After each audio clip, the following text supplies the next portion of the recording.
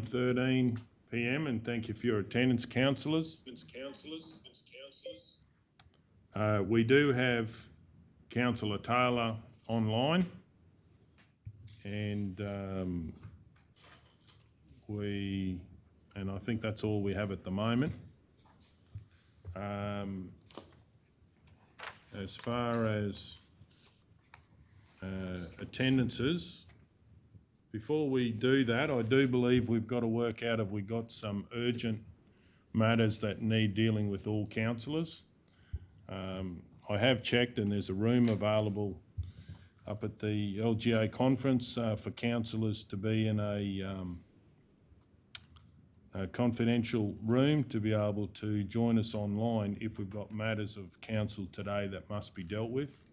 And I do notice in the schedule today for matters that are non-voting or debating that there is time between 10 a.m. and 11 a.m. if we've got matters of council that the whole council need to be involved with those decisions and they can't wait to possibly next week putting off items.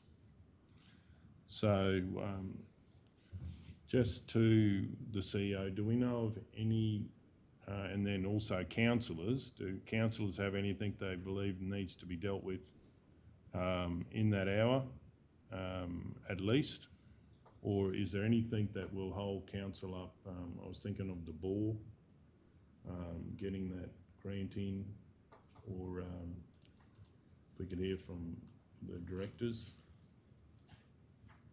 about that, because it'll be crucial rather than just putting them off till maybe next week to adjourn the meetings, which I'll put forward. Do you think I could ask a question, Mr. Mayor? Please go ahead. I was just wondering, the two councillors that are in Mackay then, are they going to come in or do they have a leave of absence? Oh, well, we'd have to decide that, but I think councillors will also need to know what is crucial that has to be dealt with today, because that means that they may wish to be involved. We got an email to requesting that the ones I'd like to be involved with, but we may well have urgent ones that need to be dealt with today. So I think the most crucial thing is to make sure that all councillors, if they can attend, to be part of the decision making. So what happens if they can't attend? And I believe there are some that we should be full council on. No, this is what we're asking now, because there is an opportunity between 10 and 11 for them to attend, I believe. And you know, one of the complications was not having a room, but there is a room available for them to use. So if we've got urgent matters off the agenda that need to be dealt with, they could be prioritised, so everyone can be involved with those. Councillor Taylor. Thank you. Mr. Mayor, can I suggest, this is my suggestion, that if anything that can't be dealt with today, we adjourn the meeting till tomorrow, because if we keep postponing things from meeting to meeting, we're going to end up with a meeting this high at the end of it. I mean, if it can't be addressed today, if we need all councillors to address it, I don't have a problem, but I think we just should adjourn the meeting and start continue in the morning. That's just because we're going to end up, if we keep adjourning, laying on the table, till the next meeting, we're going to end up with taking 2 days to do one. Yeah, day. I mean, I don't have a problem in the morning, but I don't know if what everyone else thinks. Councillor Guthrie. Mr. Mayor, I'm thinking that we've received an email from the two councillors that are at the LGAQ conference, and there's a listing of some of the agenda items that they're requesting be held over. I think we need to look at them. For example, the first one, the Roma boar strategy. From what I've read, we've got to have the application in for funding for the Building Our Regions Round 6 by a due date. So we are being very tight with some of these funding applications, and they really need to be prioritised, because if they don't get discussed and endorsed, we might then compromise our ability to access this funding. So that's what I was just asking, maybe CEO or directors, have you got any that the ball needs to be dealt with? Is it today or tomorrow? Deputy CEO Rob, just taking. Yeah, sorry, right, yeah. Because If it's needed today. are representing council today, Yeah. so it's not a, Cindy, what date's funding the closing on that? application. The end of November, like the 23rd, 24th November, so if the decision today, tomorrow, it's not gonna, I said to the guys to start the process anyway, just that way, when we held it over last week, just so we're not running around at the last minute, so, yeah, tomorrow morning will be fine, Mr Mayor. We've got that LDMG meeting in the afternoon at 1 o'clock. 1 o'clock. 1 o'clock, yeah. Yeah, But could I suggest, Mr Mayor, that we ask Emma to give the councillors a call to see availability for tomorrow, taking councillor The other, Mullen's question. It's just that they are representing council, so it would be good to ask whether that was an option. Yeah, and also, you know, the big representation, I believe, is on motions of the conference and debate, and there is time between 10 and 11 if we did, but if we can do it tomorrow, depends if Would councillors you are like available. Emma to make? Yeah, I think so, in the court. But is that tomorrow? If it's Oh, tomorrow, yeah, it's not that tomorrow. yeah, yeah. Is that just asking them on all those ones they put in the email? Yeah, the idea would be dealing with the agenda tomorrow if, you know, on the ones on the email, yeah. I'm not, Thank you. till we get to them, Mr Mayor, I'm not 100% all these need to be referred to tomorrow, but we'll have to assess that as we get to them. Councillor Taylor, that'd obviously be tested by the, you know, what the leave of absence is for and how long and all of that and what items would be. So we'd Yeah, have to vote. I We'd have to vote on Yeah, that. I So it really I depends. Yeah, please go ahead. Sorry, I understand that, but I just feel because they are representing council and these are the things that they would like to be in the room for, we probably should be letting that happen. That's all. Like, this is what they've asked for, because that's what they feel that they need to be in the room for. Yeah. Councillor Guthrie? And mindful that we are making the phone call, I'm also looking at one that was listed 13.5 applications for community grants round 1. There are events that are scheduled to happen in the next week or so that they will obviously require confirmation of the outcome of that particular round of funding to enable them to then plan and to be able to undertake their events. And there's one particular that's only a week away. Yeah, I just think Councillor Hancock wanted to be in the room because she was part of that grants committee. That was all with that one. Can I also say, Councillor Taylor, I was on that grants committee. Yes. And I'm happy to talk to any that anybody would like to raise questions for or about, because I was actually on the panel as well. Yep. So, excuse me, Mayor Golder, was the proposal to have the meeting today and then adjourn and then have the rest of it tomorrow? Yeah, the items, well, it depends whether different No, councils that was got the different suggestion, views. I thought. Was that what I heard? Yeah, that's what that's what- I was sorry. sort of suggesting. So just taking that point, Councillor McMullen, with the Mayor's permission, I've just asked Emma to contact the councillors and for her to bring over the answer. Righto, well, we might just adjourn the meeting because that'll be obviously part of the decision about attendances. Okay, so we'll just adjourn for a short amount of time, I hope, and then we'll go on to the meeting. We'll keep going then. Councillor Taylor, you're on the line. Yes, thank you. Righto. Okay, so we'll deal with attendances later. Do we need a motion for that, procedural? If we're going on to the...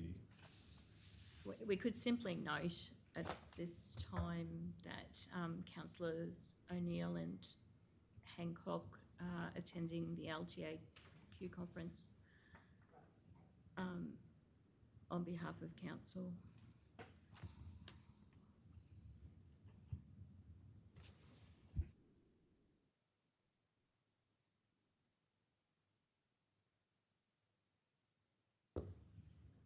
and arrangements will be discussed on particular items during the meeting.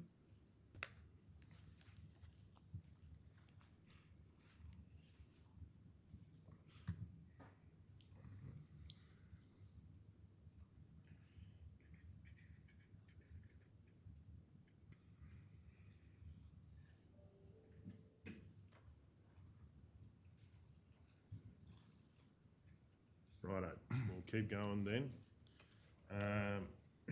Page 6. Would you want to confirm the minutes? We might move on but then councillors should be there for those minutes. Yeah, we can do that later, can't we? Yeah. And then we'll just move that we'll deal with confirmation of the minutes. You're effectively changing the order of business, so Yeah. Deal with confirmation of, or change the order of business to deal with minutes. I've got to change the order. When possibility of all councillors being in attendance.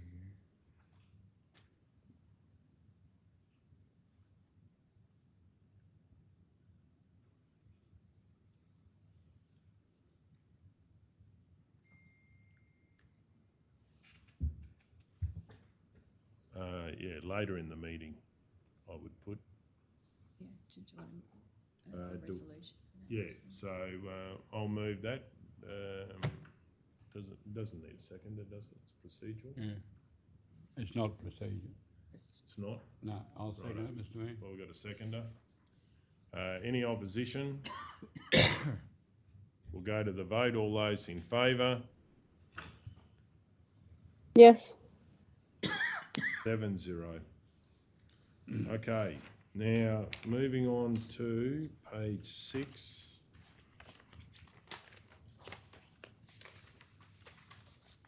Item 11.1, monthly financial report as at 30th of September 2021.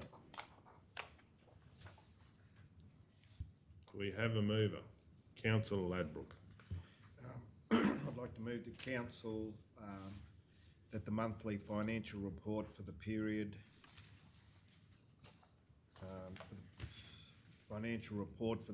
ending the 30th of September 2021 is received and noted.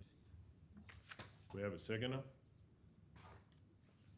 Councillor Guthrie, any opposition? Does anyone wish to speak to it?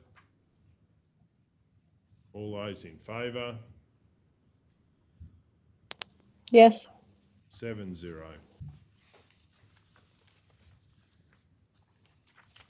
Item 11.2, page 13.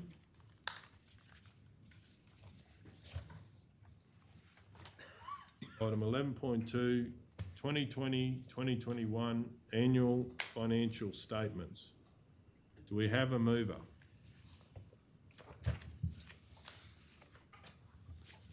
Councillor Burkett. I'd like to move that council receive and note the audited annual financial statements for 2020-21. Do we have a seconder? Councillor McMullen. Any opposition? Does anyone wish to speak to it? We're going to go to the vote. All those in favour? Yes. 7-0. Mr Mayor, I'm just wondering if it would be appropriate if you'd allow me to extend my congratulations to the officers involved. Sure, please go ahead. Councillors, we've prepared an internal acknowledgement to one staff member in particular. That's Dee, who's with us today. But I think it's more than appropriate that we recognise her achievements in this format as well.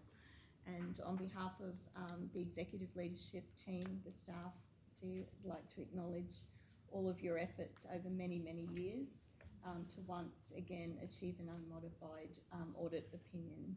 So we're very proud of all of the efforts that have, from where we were to where we are today. And I'd like to thank you on behalf of myself and the organisation at large. Thank you.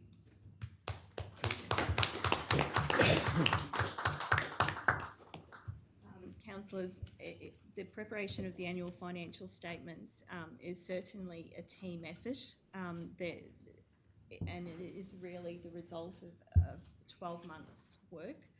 It's certainly not an event, and there's a lot of people involved. So certainly want to thank them also. But the professional leadership, coordination and guidance and the project planning of all of that is professionally done by Dee. So that's why I'd like to have that special acknowledgement today. And I'd also like to pass on from Southwest Rock, which is a member council of councils in our region, that dealing with Dee is a pleasure and nothing's a problem. So thank you very much for everything that you've done for Southwest Rock, and they wanted in a meeting for me to pass that on to you. So yeah, congratulations, and the team that is with Dee and everyone that's involved. And it's wonderful to have such great feedback. So thank you. Okay, moving on.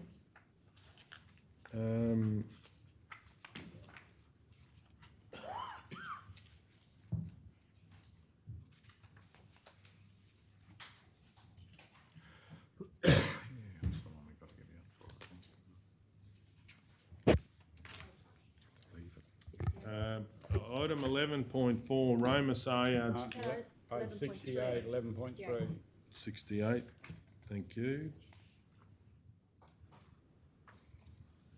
11.3, Queensland Audit Office Final Management Letter 2020-2021. I'd like to move that pursuant to section 213 brackets 3 of the Local Government Regulation 2012, Council receive and note the Queensland Audit Office Final Management Report for 2020-2021 as presented by the Mayor. Do we have a seconder? Councillor Edwards, any opposition? Does anyone wish to speak to it? We're going to go to the vote. All those in favour? Yes, but I just have a question as well. Please go ahead. Could I just ask who the acting director was? Please go ahead. That was me, Sharon Frank. Councillor Taylor. So why does it say acting? Yeah, sorry, Councillor Taylor. With the restructure underway, we're in a period of transition with a couple of positions. So happy to brief you separately on that. Okay, thank you. It's a yes from me then. Okay. But I would like to acknowledge Director, let's say Sharon, Director Sharon's efforts as well with the interface between the Audit Office and Council, and there's a lot of work that leads up to these types of reports.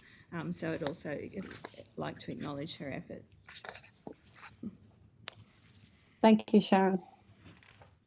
Okay, so righto, moving on to 11.4, Roma Saleyards Livestock Management Platform. I'd like to move that this lay on the table till Council has a full quorum. I also have I've got a question, but anyway, we could ask that next time.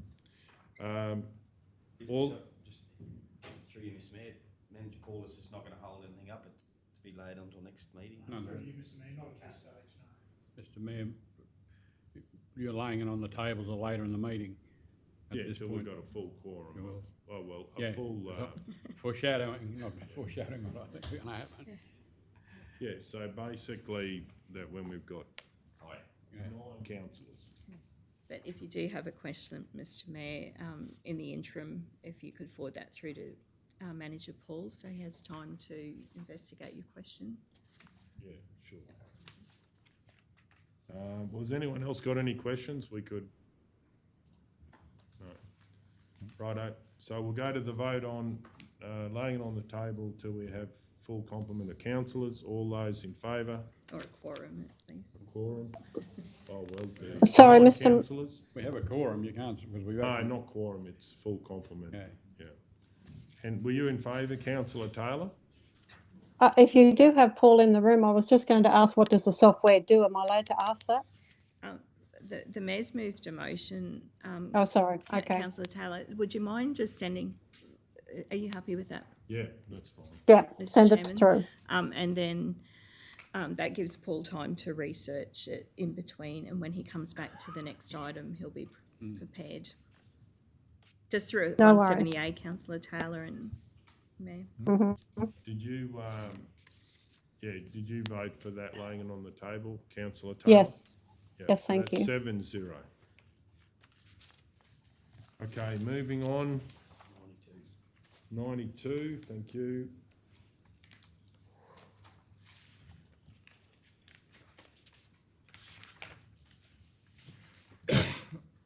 (11.5) Audit Committee Report. Do we have a mover? Councillor Ladbroke. I'd like to move that the unconfirmed minutes of the Audit Committee meeting held on the 5th of October 2021 and the confirmed minutes of the Audit Committee meeting for the 28th of June 2021 proposed in brackets postponed to and held to the 30th of June 2021. Councillor Ladbroke, are you happy if we commence that with that council receive and note? Yeah, sorry. Yeah, righto. So you're saying council would receive a note and then you read out the rest of it? Yeah. And I think postponed to and held on the 30th of June. Yeah.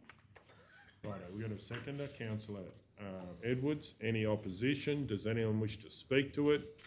We're going to go to the vote. All those in favour? Yes. 7-0.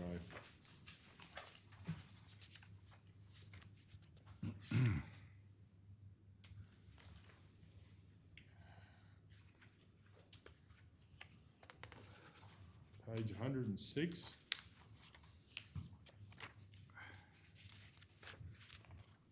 So is that one of them, is it? No, it's just looking. Oh, yeah, it's here, Ball Street. This is 12.1 though. Oh, yeah, 12.1. So that's a different one.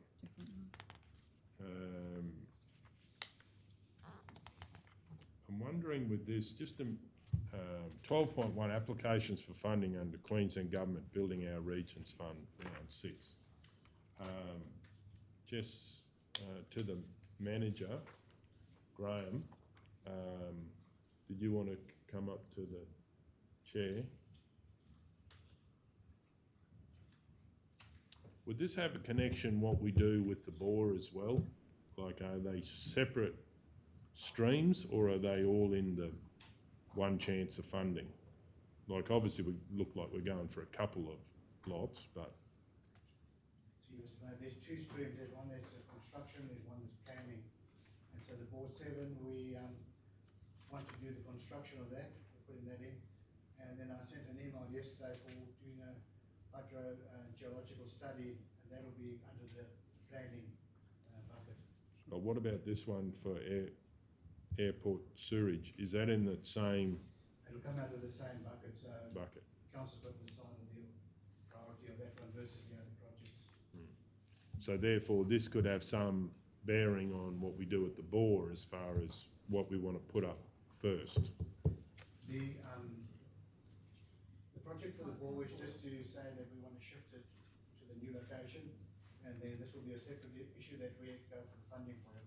In the same round of funding, the same bucket? That's what I recommend. Yeah. So I'm wondering whether we shouldn't be discussing this one at the same time as the other one to make sure what our priorities are going to be. You know, like we'll obviously put them maybe both in, but if council has one decision different on one, it might affect this one. Councillor McMullen. I was just gonna ask or suggest, Mr Mayor, the bore side of things, my understanding, the bore will go somewhere. Like, we've got to have the funding anyway. We're gonna put a bore somewhere, is that correct? For Bore 7. Bore 7, sorry, yeah. What you spoke about at the last meeting is that we want to put an application for funding, and then we would do some investigation to determine exactly where it's going on that lot and come back to council. What the mayor's, I think, it's not in this round. It won't be, will it be going in this round? Yes. Okay, For thanks. funding. If we have to extend the pipeline, then we would just put a small project in for Yeah. council to fund in the next budget deliberation. But what I was saying is, just say council, for instance, put a tank in with that bore or extra, it might work out what we do here, which is going to have the best chance and which projects. So all I'm wondering is, should we not look at this at the same time, because it's out of the same bucket of money, you know? You can, council wishes.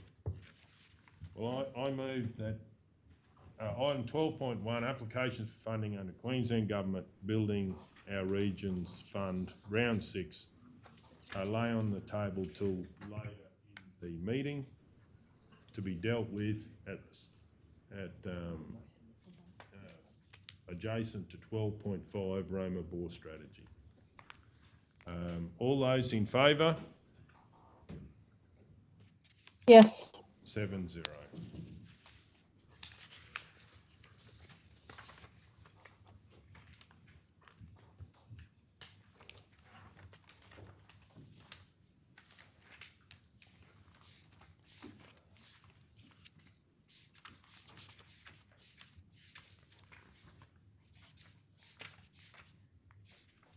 Councillor Emma's just popped in with that availability for the two councillors, so after 3 p.m. tomorrow, available. I've got an LD. Not on. I can't do it after 3, you know, we've got other stuff on. Got an LDM. Do it in the morning, but not in the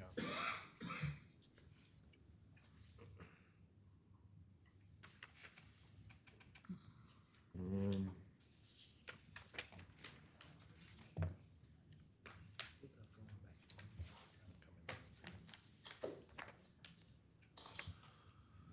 Did we ask about today at between 10 and 11?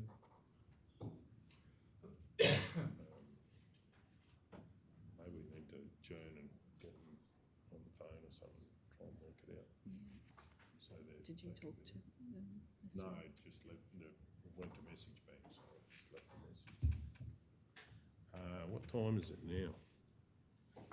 9:42.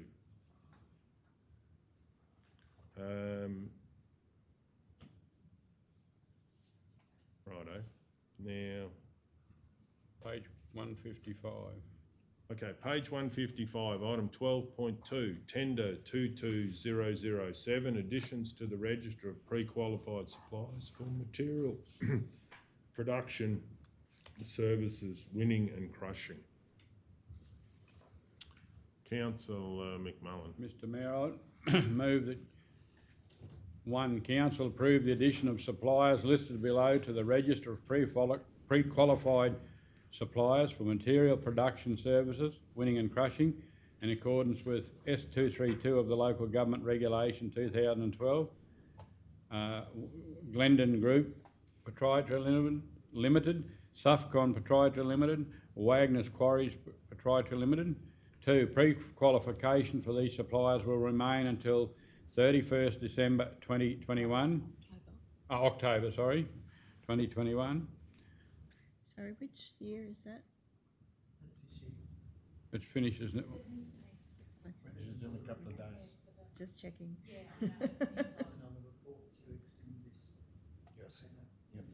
oh, everyone, okay, right, okay. Yep. And 3, council authorise the chief executive officer or delegate to enter into a deed of agreement with the selected suppliers, formalising the terms and conditions of the draft deed of agreement. Okay, we have a second, councillor Burkett. I just got a question. There were some comments that, so this is about winning and crushing, but then there was comments that the normal panel of truck drivers weren't being used because they were using truck drivers out of the winning and crushing to cart it, you know, like outside the quarries. Yeah. Do you know anything about that? No. Normally this just involves weeding, crushing, stockpiling and not delivery. Yeah, I would have thought they would use the wet hire. yeah, well, that's what the feedback was. Through you, Mr Mayor, I think, I know when we had this discussion before, I think, I can't remember who it was, doesn't matter who it was, they were on both panels. They were on this panel for winning and all that, and then they also had their other gear, I think, on the other panel. There which- are some companies. Yeah, got them in both, 2 legs in the door. Righto, we have a move and a second. Do we have any opposition? Does anyone wish to speak to it? We're going to go to the vote. All those in favour? Yes. 7-0.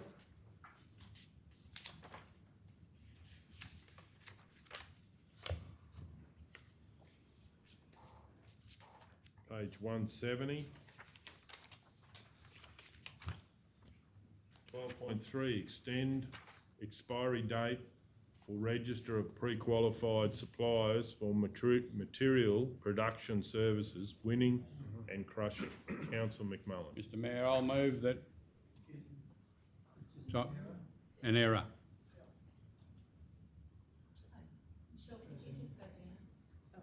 Sure. 31st of October 2023 is the correct date. That's what, Second one, oh, I got, yeah, okay, just change that, we'll be right. yeah. Both dates are October 2023. Thank you. You just want to say that again, Councillor McMullen?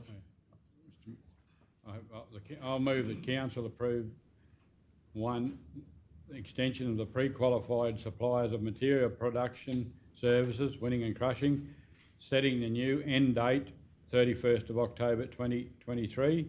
2, Chief Executive Officer or Delegate to update the deeds of agreement for an extension to 31st October 2023. Okay, we have a second, Councillor Ladbrook. Any opposition? Does anyone wish to speak to it? We're going to go to the vote. All those in favour? Yes. 7-0.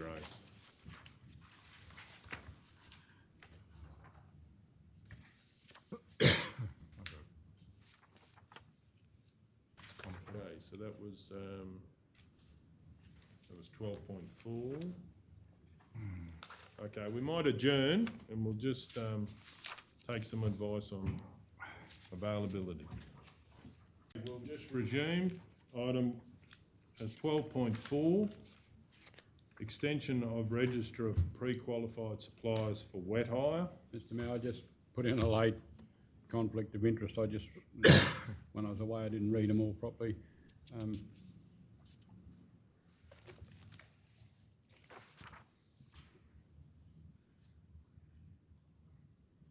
Could you just, what's it? 12.4. Yeah, I'd like to declare a conflict of interest on agenda item 12.4, extension of register of pre-qualified suppliers for wet hire of equipment. The councillor is a person with the interest is myself.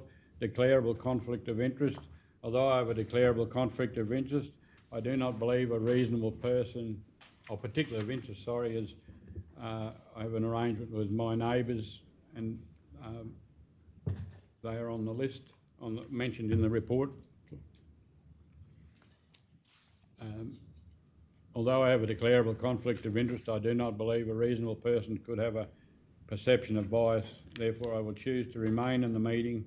However, I will respect the decision of the meeting on whether I can remain and participate in the discussion.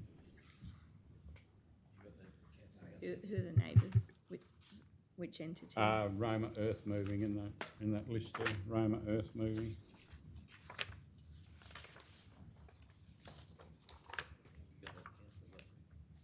Sorry, I don't have the cheat list. Yeah, no. Can I, Mr Mayor, Yes. can I just, Be limited, Michelle. Oh. Thanks. can I just move that I believe it is in the public interest that Councillor McMullen participates and votes on agenda item 12.4, because a reasonable person would trust that the final decision is made in the public interest. Do we have a seconder? Councillor Ladbroke, Yes. any opposition? Does anyone wish to speak to it? We'll go to the vote. All those in favour? Yes. All those against? That's 6-0. So do we have a mover on 12.4? I've got a conflict too. Oh, we have another conflict? I've got a conflict in item 12.4, description extension of register of pre-qualified suppliers for wet hire of equipment, declaring councillor as Councillor Mark Edwards, person with the interest and related parties, close associate, other relationships as myself and Leichhardt Group, particulars of interest. I'm employed by Leichhardt Group. Leichhardt Group has a professional relationship with one of the suppliers, whose name can't be divulged due to professional reasons.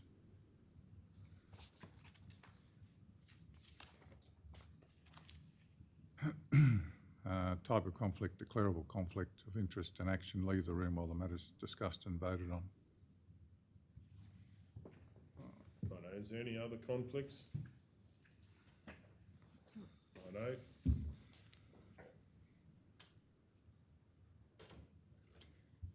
Councillor Edwards has left the room. So, item 12.4, extension of the register of pre-qualified suppliers for wet hire of equipment. Do we have a mover? Councillor Burkett.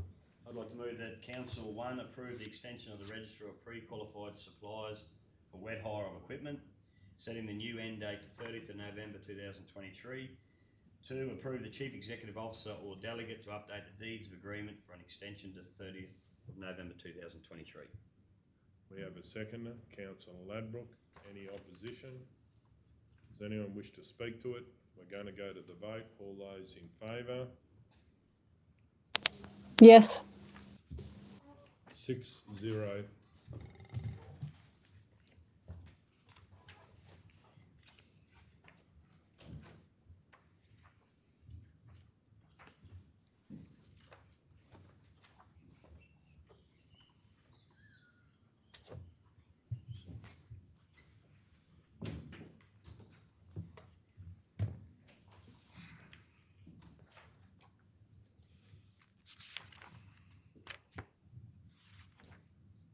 Okay, 13.2, RFT 22009, sale of vacant industrial land. Page 183. 183. 183. Roma righto. Ball strategy.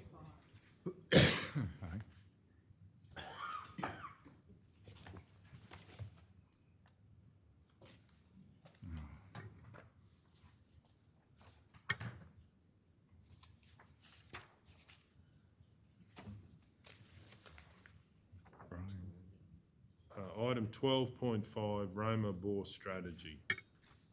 I move that we this lay on the table till later in the meeting. All those in favour? Yes. Then we're up to 7-0. Item 13.2, RFT 22009, sale of vacant Mr industrial. Mayor, 13.1, 193. 193. Jumping things. Jumps.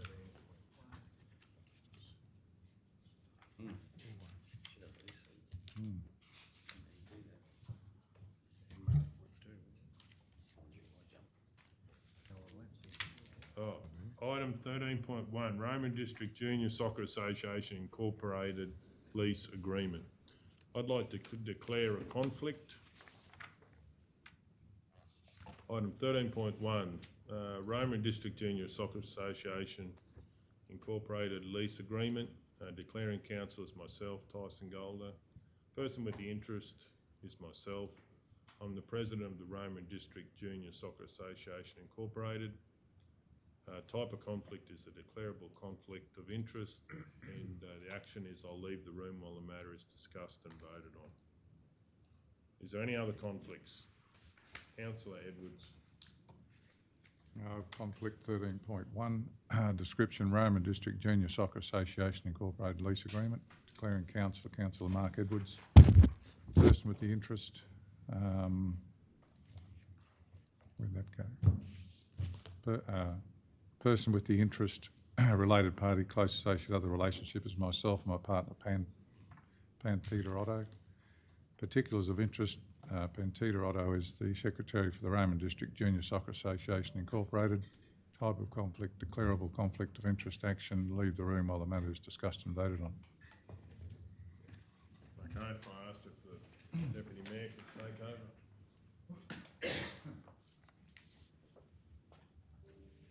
You're right there, councillor Guthrie.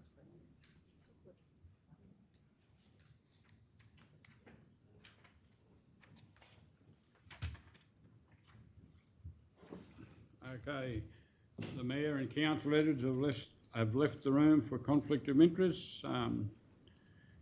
Subject, agenda item 13.1, subject heading Roma District Junior Soccer Association Incorporated lease agreement. Do I have a mover, please? Councillor Guthrie? Could I ask a question? Sure, Councillor Taylor, go ahead. I just asked, just curious as to why they want to move the building? And what, sorry? Why they want to move the building?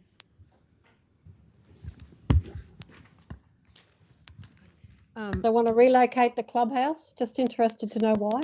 Yeah, through you, Mr Acting Chair, there is some information in the letter that has been provided by the Soccer Association in regard to their reasons for wanting to move the location of the clubhouse. They actually feel if they move the clubhouse, it could be moved to a more inviting location, which they believe will be more suited to the group's operations. Sorry, Tanya, I didn't see the letter. Sorry. That's fine. Any further questions? Do I have a seconder, please? Hang on, I've got to read it, please. Haven't read it yet. I haven't read it yet. Councillor Maranoa, I've volunteered to actually move it, but I haven't actually read the motion yet. Oh, sorry. Yeah. Sorry, You're good. I'm jumping the gun. Yeah, I'd like to move that Council 1 grant a peppercorn lease to the Roma District Junior Soccer Association Incorporated for a period of 10 years with a further option of 10 years over Lot 82 on CP 8614, and 2, as freehold owner of the land described as Lot 82 on CP 8614, grant in principle consent for the Roma District Junior Soccer Association to relocate the clubhouse and associated assets anywhere within the lease area, subject to Council's standard building and planning approvals. And 3, authorise the Chief Executive Officer or delegate to finalise the terms and sign the lease and any other associated documentation. Have a seconder, please. I just have a question. Question, Councillor Ladbrook? Yeah, I was just wondering, is it normal, like with these leases with, clubs, is a 10-year lease normal? 10 by 10, or it seems a long time, you know what I mean? Like, Yeah. Through you, Acting Chair, it is a longer term arrangement, but that said, they've had a very long-standing agreement to use that land. There was a historical lease with Roma Town Council, and they've continued to use that facility through the term of this council as well. So I probably don't have any real concerns with, due to the length of time that they've already been there, no real concerns with them having another longer term arrangement. Yeah, I didn't have a concern with the time, I just thought it was a long time, Yeah. a 10 by 10, it just, that's it. Yeah. Thank you. Did I have someone to... I'll second it. Councillor Burke at the second. Any opposition to the motion? Anyone wish to speak for or against? I'll put it to the vote. All those in favour? Yes. 5-0. That previous lease was 20 years as well too, so, yeah, the previous one was 79 to 2000. So then 20 and then that plus a bit more. I think like some shows are 100, it's a 90-something year lease. It used to be.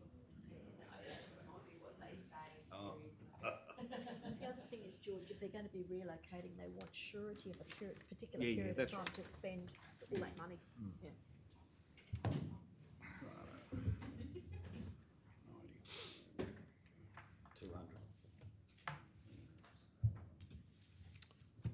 Item 13.2, RFT 22009, sale of vacant industrial land located at Mitchell, Queensland 4465. Councillor Burkett. I'd like to move that Council 1 accept the offer from BR and VE Jones to purchase vacant industrial land in Sophia and Grey Streets, Mitchell, and described as lots 27, 28, 29, 30, 31, 32, 34 and 35 on M1 5119 for the tendered amount of $7,700 per lot, including GST. 2, authorise the Chief Executive Officer or Delegate to enter into negotiations with BR and VE Jones, formalising the terms and conditions in the draft contract and execute any documentation associated with this asset disposal. We have a second to Councillor McMullen. Is there any opposition? Does anyone wish to speak to it? Yes, Mr Mayor, I think this is great for the Mitchell community. These people are very progressive in their business. I think they've got 3 really successful. They employ about 17 people, and this is a future development which will employ more, and I think it's great. So, yeah, looking forward to seeing it happen. Okay, does anyone wish to speak against the motion or for the motion? I certainly do support anything we can do, and I note they've got a manufacturing business in Mitchell, and they manufacture things which is exciting for the region, and I believe they manufacture products that no one else in the Maranoa actually manufacture. So it's pretty exciting for the whole Maranoa, and look forward to them being successful in bringing more jobs to the Maranoa and Mitchell area. Okay, does anyone else wish to speak? Does the mayor wish to sum up? No, thanks. We'll go to the vote. All those in favour? Yes. 7-0.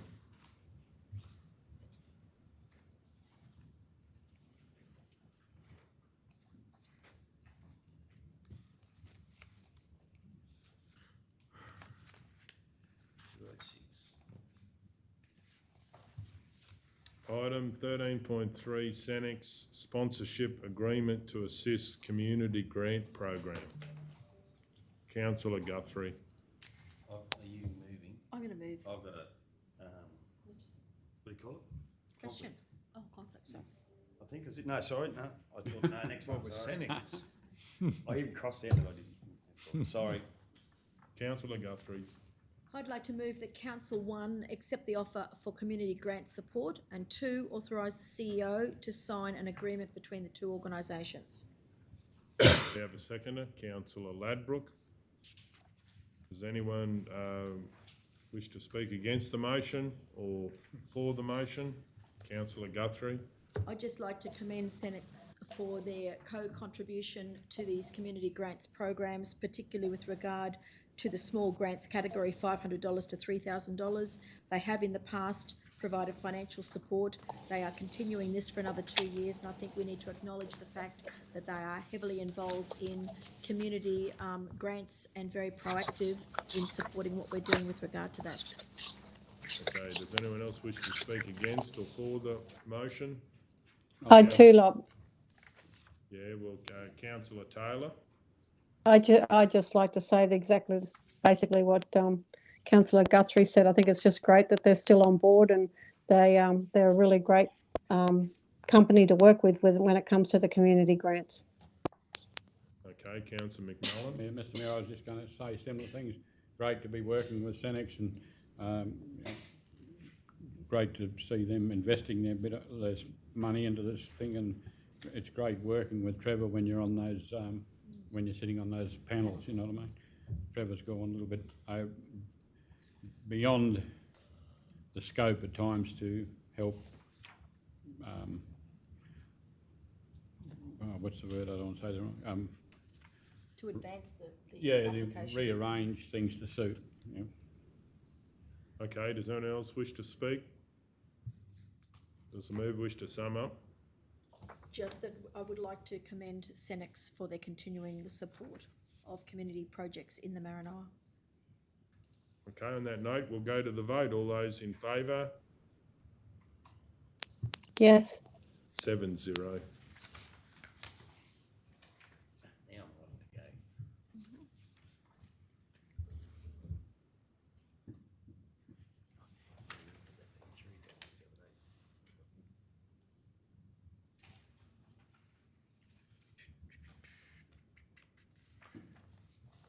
13.4, amendment to the U3A's grant project. Councillor Burkett. Mr Mayor, I have a conflict on item 13.4, description amendment to U3A's grant project, declaring council as myself. Person with interest in related party is my sister and brother-in-law, Elena and Les Irwin. Particulars of the interests: Elena and Les hold executive positions with the Mitchell Golf Club, who was successful in the last round of grants.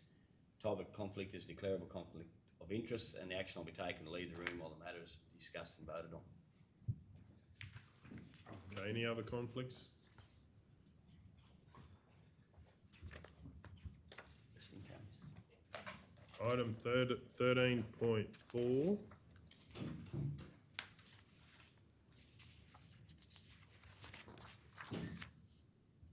Amendment to U3A's grant project. Do we have a mover?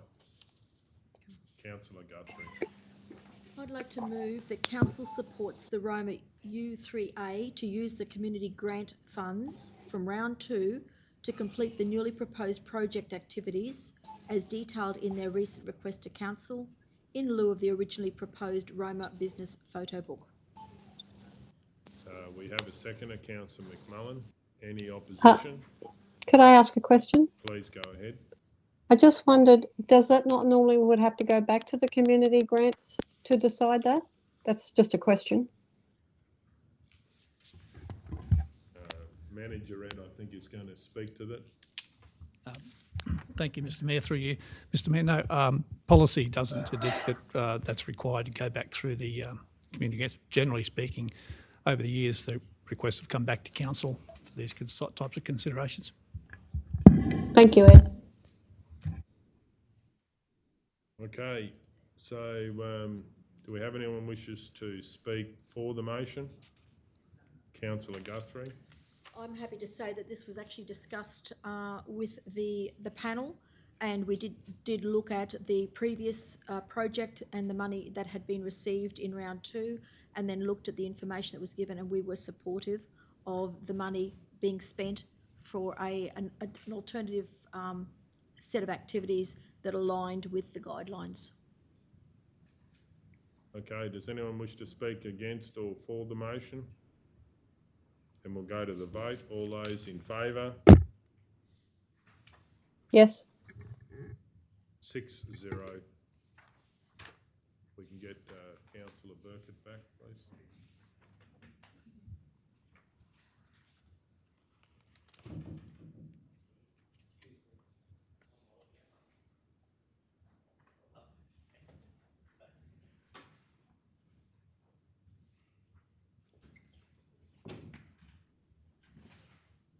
Item 13.5, applications for community grants, round 1, 2021-22. I move that this be dealt with later in the meeting. All those in favour? Yes. 7-0.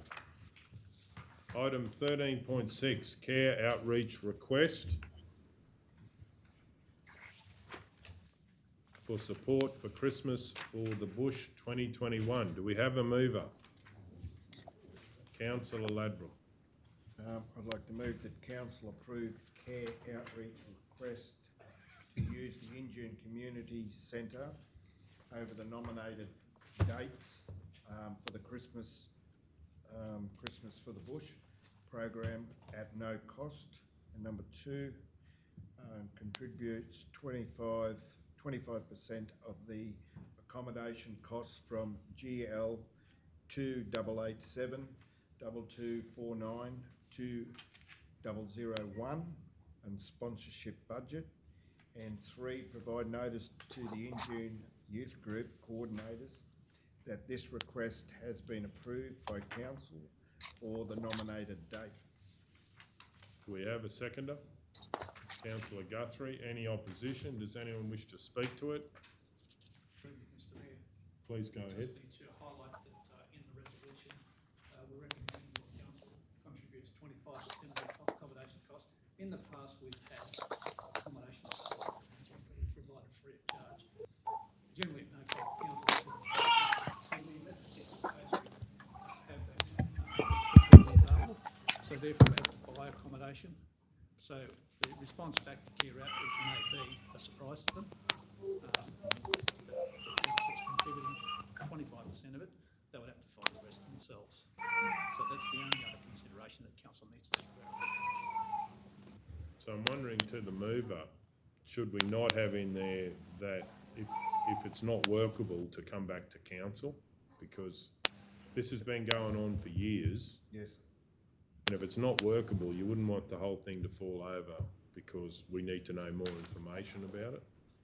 So would the mover be willing to put something in there just to say, to advise them, same as what the motion is, but also... That, you mean with the cost of the 25%? Yeah. Like they usually get it free? Because we only give 25% this time. Yeah. Through you, Mr Mayor. Yeah. It's likely that the organisation will come back to us requesting further consideration. Yes. Because they've done so on previous years when we've had issues. They've always come back. So I would expect that council, to save council's time, if we were going to make an amendment to this, we do so now and save that trouble. Righto. I just ask, you know, you say about the 25%, how many people usually come out? Like, will it be one room or two, you know, the accommodation costs, how much would the cost be? Look, I'm uncertain about that, Councillor Lambrock. You know what I mean, though? In the report, there's 3 cabins for 3 weeks. I don't know how many people, but they're booking 3 cabins for 3 weeks, so. I wasn't certain fair bit of about last year. I think there was eight people last year, but we had 3 cabins available at the caravan park, Yeah. which we cleaned and made available. In this particular case, we don't have that. Just a thought, I'd have to have a look, Mr Mayor, but just our council accommodation there with the actual work camp there in town. It just might be an opportunity there, councillors. There, we do have a work camp in there which is not being utilised at the moment, but we do have the. Because that'd come up to a fair bit of money. Mr Mayor, can I suggest maybe we just lay it on the table till after morning tea? I can just check with the guys there, but it just might be an opportunity there if the structure does have a work camp there, that might probably solve the problem. Possibly. Yeah. We can ask the question then. We'll see what happens, but it may not be available. Okay. Righto. I move that we lay this item on the table till later in the meeting to get information. All those in favour? Yes. And so that's 7-0.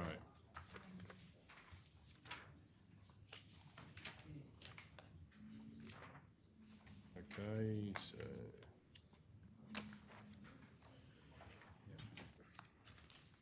Item 16.1. Basset Park Oval improvements. I'd like to move that a report be prepared up for the next ordinary meeting on the 10th of November 2020 run regarding 1, a turf maintenance and watering schedule for adoption as part of the Basset Park operational plan, including feedback from Basset Park users of the Basset Park Oval, including weekly watering schedule, weed control and fertilising, and surface maintenance. So that would be, just to clarify, that would be through the year. 2, design of 2 level seats on the eastern side of the arena, just preliminary design. So these, preliminary design. 3, improvements to the PA system for the arena as it cuts out on the arena. And 4, maintenance plan, we might just put plan in there, maintenance plan to paint the arena fence. Mr Mayor, I'm happy to second, but can we just, would you mind adding in the potential to investigate the potential, the levelling area that we talked about between the seating and the sideline, even if it brings it up on the external side of the fence, that doesn't affect the horse drums, just to get that seating a little bit higher? We can add that in? I'm happy to add in a point for that. Sorry.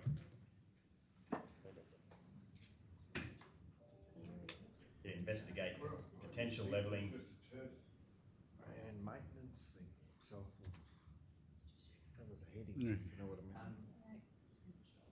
That should be pretty easy, Mr Mayor, like the actual, we get some costings on that. That arena fence though, is that the Gal one though? Yes. Yeah.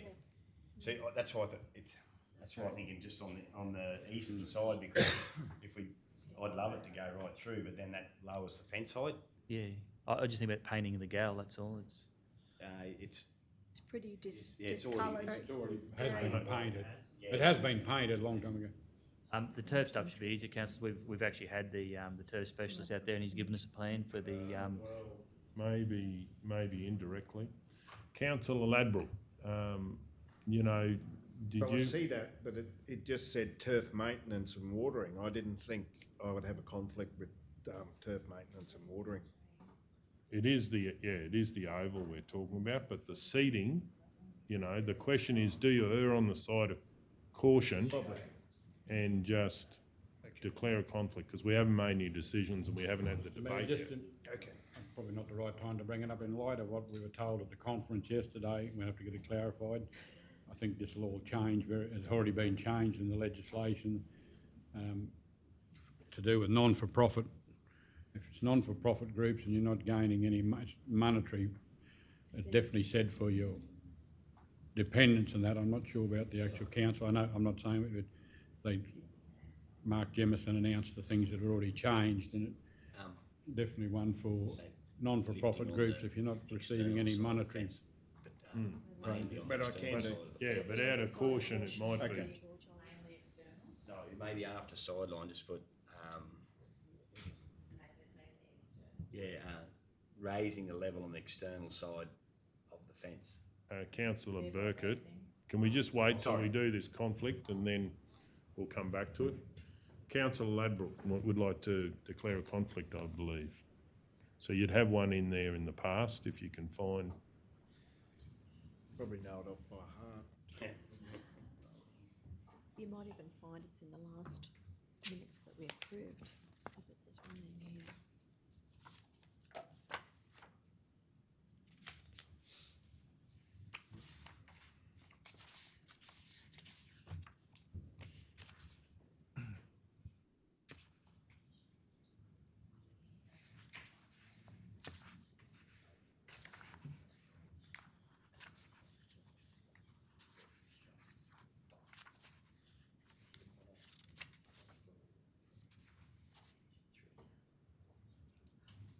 You didn't have a conflict in this one.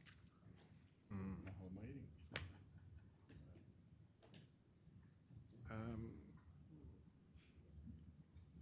Have a conflict 16.1 with description Basset Park Oval improvements. The councillor involved is Councillor Ladbroke, and my personal interest is that I am a member of the committee of the Roma Turf Club, and my wife is president of the Roma Show Society.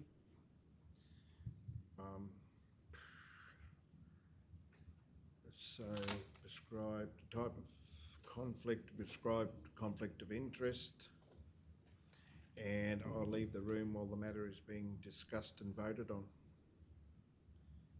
Righto, thank you, Councillor Ladbroke.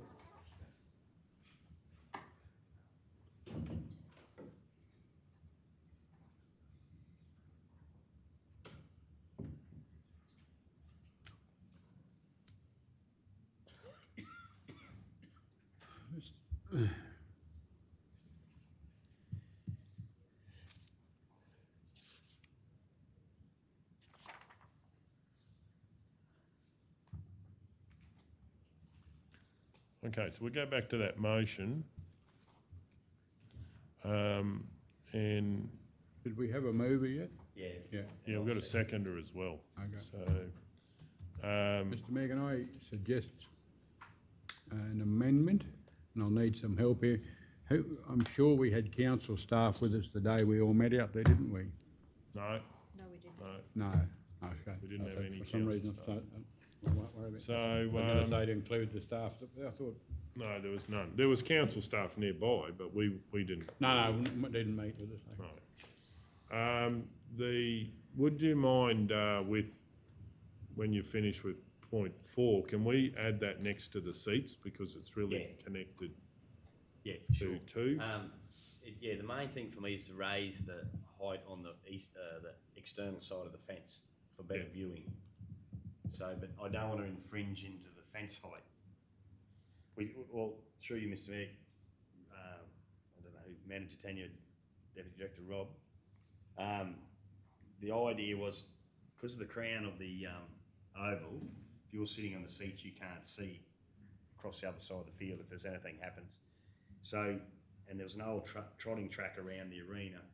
So if we potentially, if the fence wasn't there, you could go from the sideline and put a nice gradual back to where the car's parked, just lifting it up that bit without infringing race tracks around it, not like cities, just to give that little bit extra height. Now, everyone's viewing will be a lot better. So to counteract that, because the fence is probably going to be too big of a cost to lift the fence up, we talked about having a two-seated, like mini grandstand. Councillor, it might be better if just, you do get those portable grandstands. We had actually talked about getting them for Basset Park previously. Well, we've looked at them, I know for our club, but not the ones that, just enough for a head height, so you're not restricting the view of the people in cars. So we looked at a trial section on the eastern side, roughly the sideline to side, the length of the sideline. But if we could even get a little bit extra dirt before we put that, it's not going to restrict anyone's view, but just to get that height. So that might be incorporated in with the seating when they're looking at the seating. Councillor Guthrie. Can I just query with Councillor Burkett, investigate, but do you also want to feed in through consultation those that attended that meeting had some very strong ideas on how it needed to be done. So rather than investigating, I'm just questioning whether you would like to liaise with the interested user groups with regard to the raising and levelling. Well, I think we've already done that. I think that this motion would be for us to get back the information and then we'd go out to consult again, you know. And what I was putting forward with the 2-layer seating is not a portable one, but is actually pulling out a section between, like it was discussed, the 2 blue poles, and it would just have 2 seats on it. So it wouldn't get where you'd have to have barricade, like safety things. And it was brought up out there that means you'll have 2 rows of seating, whereas now we've only got 1 row of seating. But it's not that high that it would block. It would have to be set at a height that it wouldn't block the race club seeing the horses going round. It's probably beneficial there, Councillor, because obviously just mindful that staff weren't at that meeting, so just to get a bit of a picture of what it is we're actually trying to talk about, because they weren't at the meeting. Probably if someone can actually come out there with himself and Steve to show us what was talked about. Mr. Mayor, something I just thought about, and I'm going to ask for an amendment. It was, I know it wasn't everyone that was there on the day were in agreement to remove all the old seating. It's too dangerous. There was Peter Flynn, Show Society people, and everyone was in agreement to remove all the seating that's there, the current seating, but just do a trial in that particular area, like we're talking about. Yeah. I don't remember that. I don't remember them saying all to get rid of all the seating. Was said. Yeah, to get rid of them. I agree with you, Well, Councillor McMullen. and it was definitely said at the meeting. Yeah. It was definitely said that we get rid of all of it and then just put those ones between the 2 I thought poles. we were going to do an experiment first. But they I said thought we No. were going to do an experiment. Yeah, They did we say are. later, but not. Only in the 2, but everyone said that meeting to get rid of all that because it's too dangerous. I agree with that. I've had a relation, cut a finger there. Yeah. But there is actually maintenance, like if you had someone could do some maintenance, you're actually going to be taking it away. There'll be nothing there. Whereas if you're putting a new one in, that's an upgrade. I see a lot of people bring their own chairs. Yeah, they won't. A lot of people won't use them. Yeah. But I thought the idea of that whole, what came up in that meeting was to actually test this. That's right, but they said, get rid of the later lot. No, they said get rid of it now. Better off without them than having them, having none than them. Number 2. The mayor wants 4 to 2, including the number 2. Yes.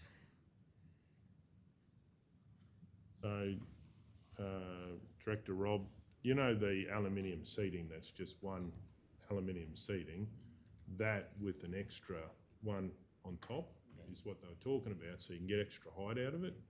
And what Councillor Burkett was saying is, if we've got to pull it out and redo it, we may just lift it a little bit on the outside of the fence.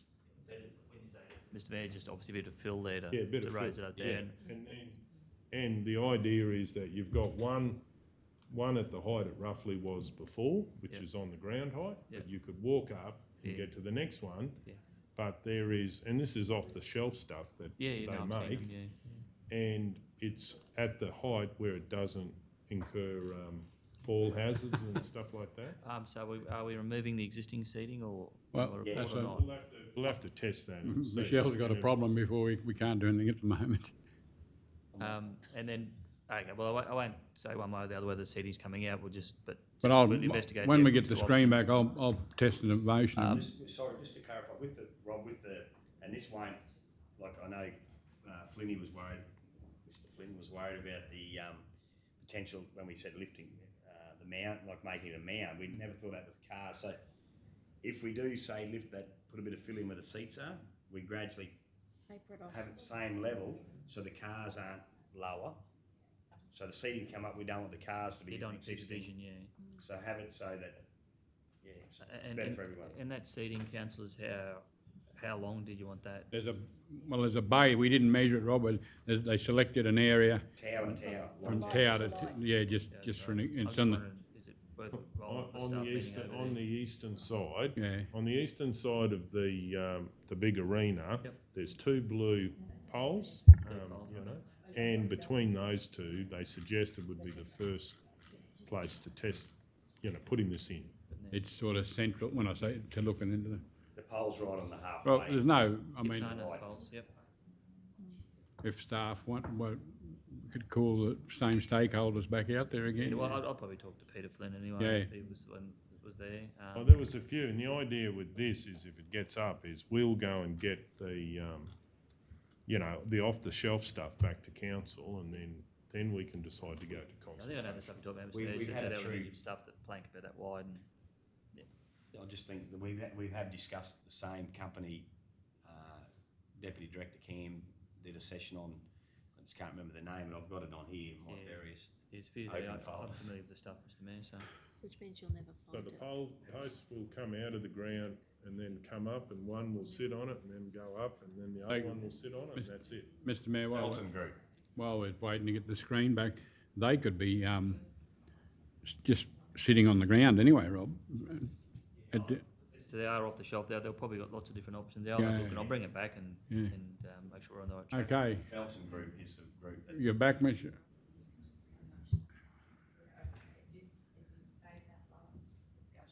Okay, Okay, You'll remember all that.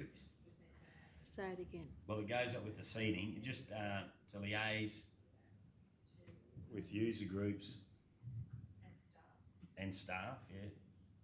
The potential, this is not exactly word for word, but the potential to increase the Height? height of the ground area from the external, from the fence east. just- can I just suggest you just say increase the seat height? Because that's And gonna car. I don't want it to be like that. be, no. Just height of the ground, incorporate parking and seating, that way it covers both. To better incorporate parking and seating.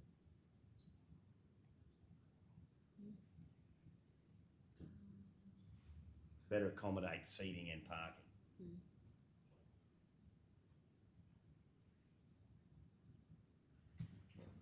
Happy with that? Righto, I'm happy with that. So we've got a motion. I'd like to move an amendment, Mr Mayor, or test this, that one. Righto, please go ahead, councillor McMullen. Is the minutes taker right?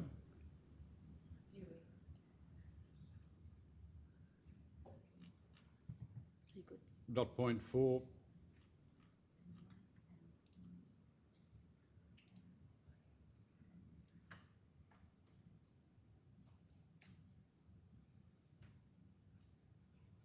Dot point 4, please. That council remove all the old existing seating due to the condition of this being a serious safety issue. That makes sense? Does that sound right? Potential safety concern. So do you have budget for that, Councillor McMullen? Well, that'll come back in the report, won't it?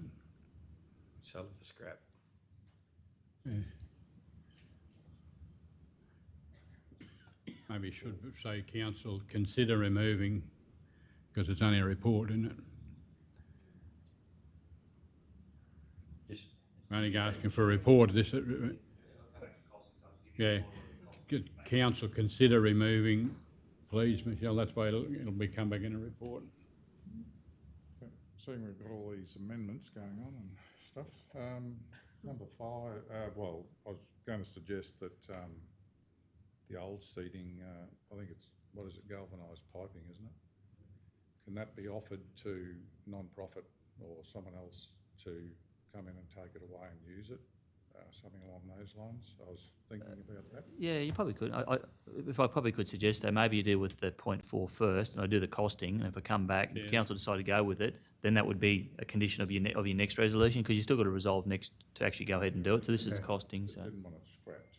But that's, If no, it's good steel, yeah. don't Well, just scrap it. Like I said, going is I bring the report back. Obviously, that as an option of what the costs are going to be, because we won't go and pull it out. Council will then make a decision when I bring that report back whether you want to take it out, and if you do, then that would be a condition that we put it up for removal. Then, so it's probably one for the second the resolution at the next meeting. But yeah, certainly happy to do that. Though we've done that in the past. We did that with the playground equipment we took out of there previously. so I've moved the amendment, that's what we've got to deal with first, haven't we? Yeah, unless the mover and the seconder is happy with that. So I'm happy with that, because it's not actually. Okay.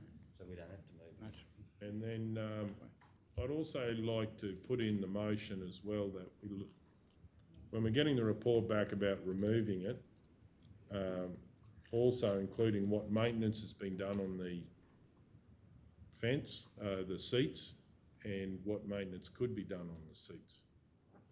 So we'll get that as well as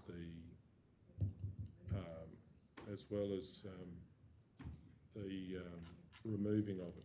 Mr Mayor, can I suggest you say the cost of doing the maintenance? Yeah, Yeah, what maintenance has been done on the seats and when last was it done, and also what cost would it be to get someone to do maintenance on the bits that that could be maintained. Council's probably only just thing they just point out, I suppose, just from the officers there. Like Steve's got it priced up there. Is the actual agenda closes in 2 days' time for that 10th. I seriously don't think I'll get that back in 2 days for you. Certainly the oval stuff I can, because I've actually got that. Okay. I've got the oval stuff. I've had someone in the last 6 weeks to give me a breakdown of fertilising and watering and all that, and how we should be doing it in a schedule. That one there I just might need. Mr Mayor, can I suggest something? I can nearly tell you the costings on repairing it will be remove it, because it'll be non-compliant. But we can get that in a report. Yeah. And then see. Well, can we just go back up to the top and just make a report, be prepared for the next ordinary meeting on the 10th regarding the turf maintenance? So just all we're really saying is, Michelle, is that we're going to split it in 2 timeframes. One is the 10th of November is for the turf, and the rest of it would be for a future meeting.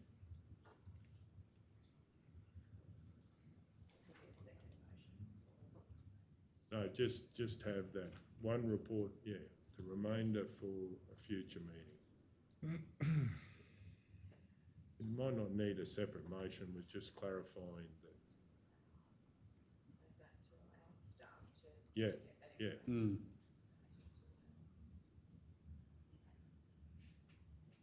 Okay. I'm happy with that. You happy with that? Righto. So,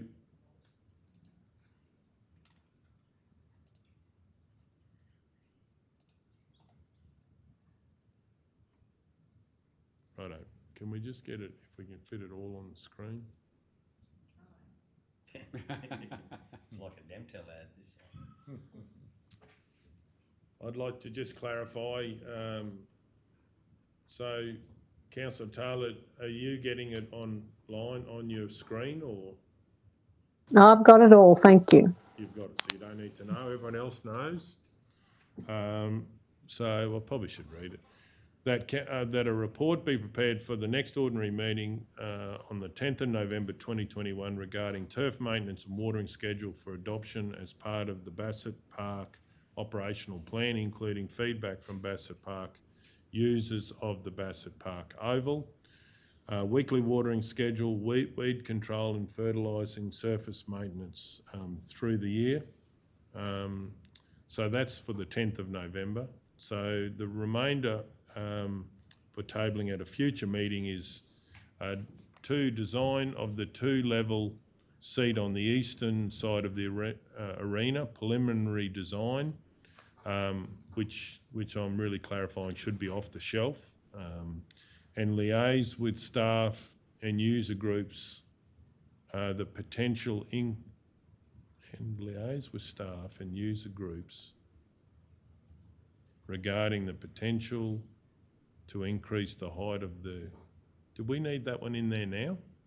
Because we're just going to get some things back for councillors to look at, and then we could go out to we can go out to them when we've got something that we're considering.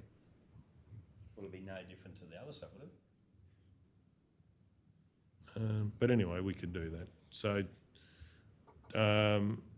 okay, well, I'll go again. Remainder for tabling at a future meeting is design of the two-level seat on the eastern side of the arena, preliminary design, and liaise with staff and user groups regarding potential to increase the height of the ground area to better accommodate seating and parking on the outside of the arena.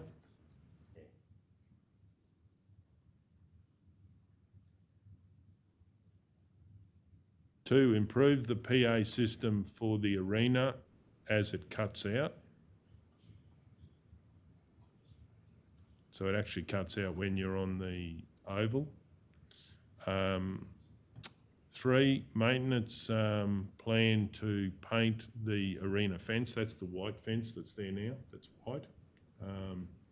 It was suggested we might be able to work with the work group at Mitchell to do it. Just, excuse me, Mr Mayor, just on that, they'll take into consideration those old rubber flexible connections when it was charged with water for the sprinklers, and they've probably got old hose, that probably needs to be removed when they paint it, just for safety as well, and so it doesn't look crappy when they paint it. They'd understand that.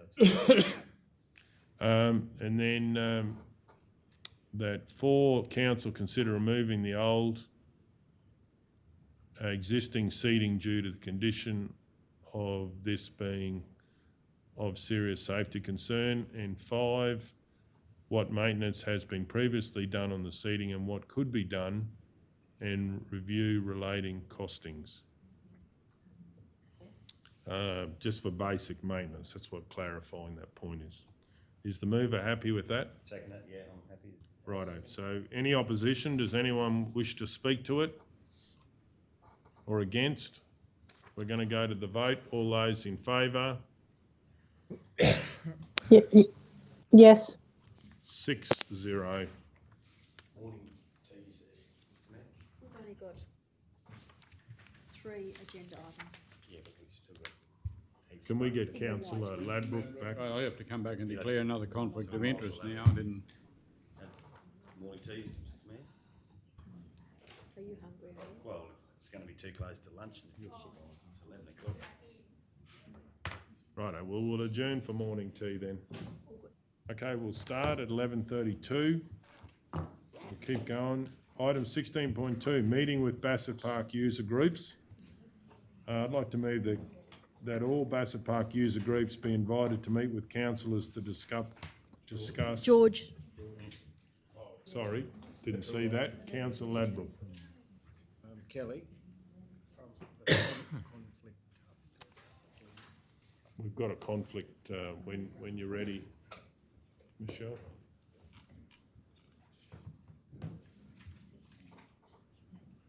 And it would have been the same, probably pretty similar to the last one that you just did.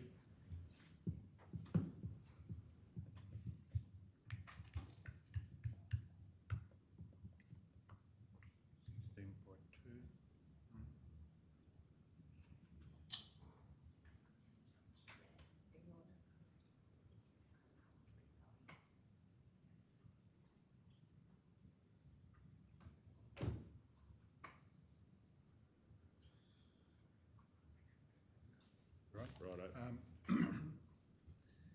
I have a conflict with 16.2. The description is Bassett's Park Oval Improvements. No, it's discussion groups project. And the person of interest or related party is my wife, myself, and Alana Ladbrook. Particulars of interest: I am a committee member of the Roma Turf Club, and my wife is president of the Roma Show Society. Type of conflict is a prescribed conflict of interest, and the action I'll take is leave the room while the matter is being discussed and voted on. Okay, any other conflicts? You might want to mention Councillor Ladbrook, the author of the letter. Okay. And where would that be? Particular person of interest, and my wife. There's a letter from my wife from the Roma Show Society. I just added the president of the. Yeah, I did, but No, but they've just added in for you there.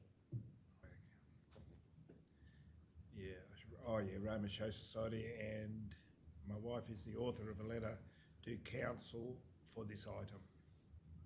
Do you want me to read it all again, or? No, I think you got it. Yeah. Thank you.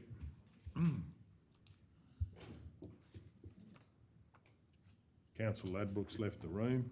So I'd like to move that all Basset Park user groups be invited to meet with councillors to discuss group proposals and ideas to improve the facility. So we have a seconder, Councillor McMullen, and when I say councillors, I mean the full council. Do we have any opposition? Does anyone wish to speak to it? Certainly. Is that, are you just saying as in a briefing day? Yeah, that would be at some form when they're available to catch up with them, yes. Yeah. Okay, thank you. Unless they say a different day is better for them or whatever, you know, so. Maybe, can I just, I don't know if it needs to go in the resolution, but to capture all the stakeholders, it would have to be, I believe, like a 5:30, 6 o'clock in the evening, because usually even with all the user group meetings, when they had them out there, they had to have them of an evening to capture. Yeah, so whenever it would suit the users, Councillor Taylor.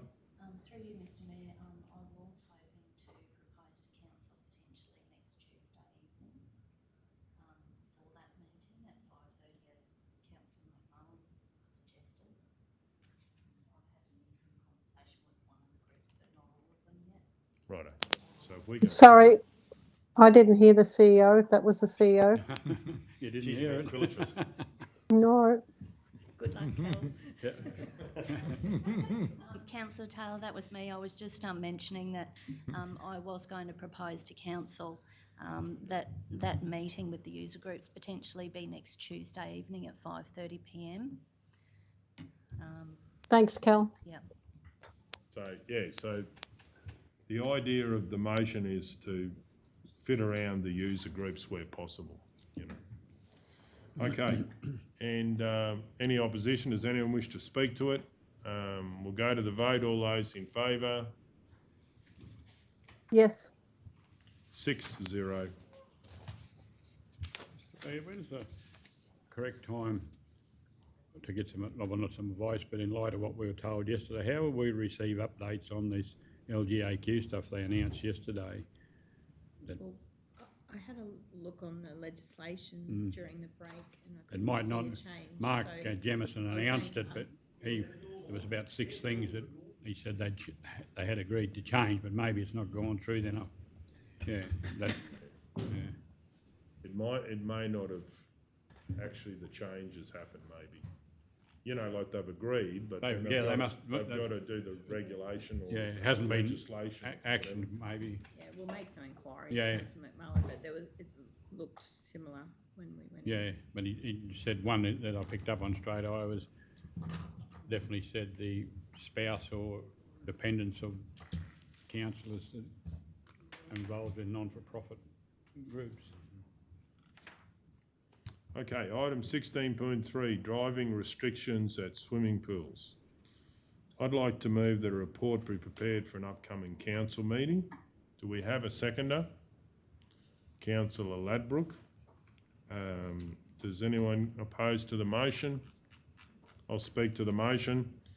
This was brought about by a community member being frustrated about the rules at one of our pools. As an adult and having possibly some flexibility issues, would like the ability to be able to enter the pool how they would like. And I'm interested in the report to get some information, how do we reduce our risk?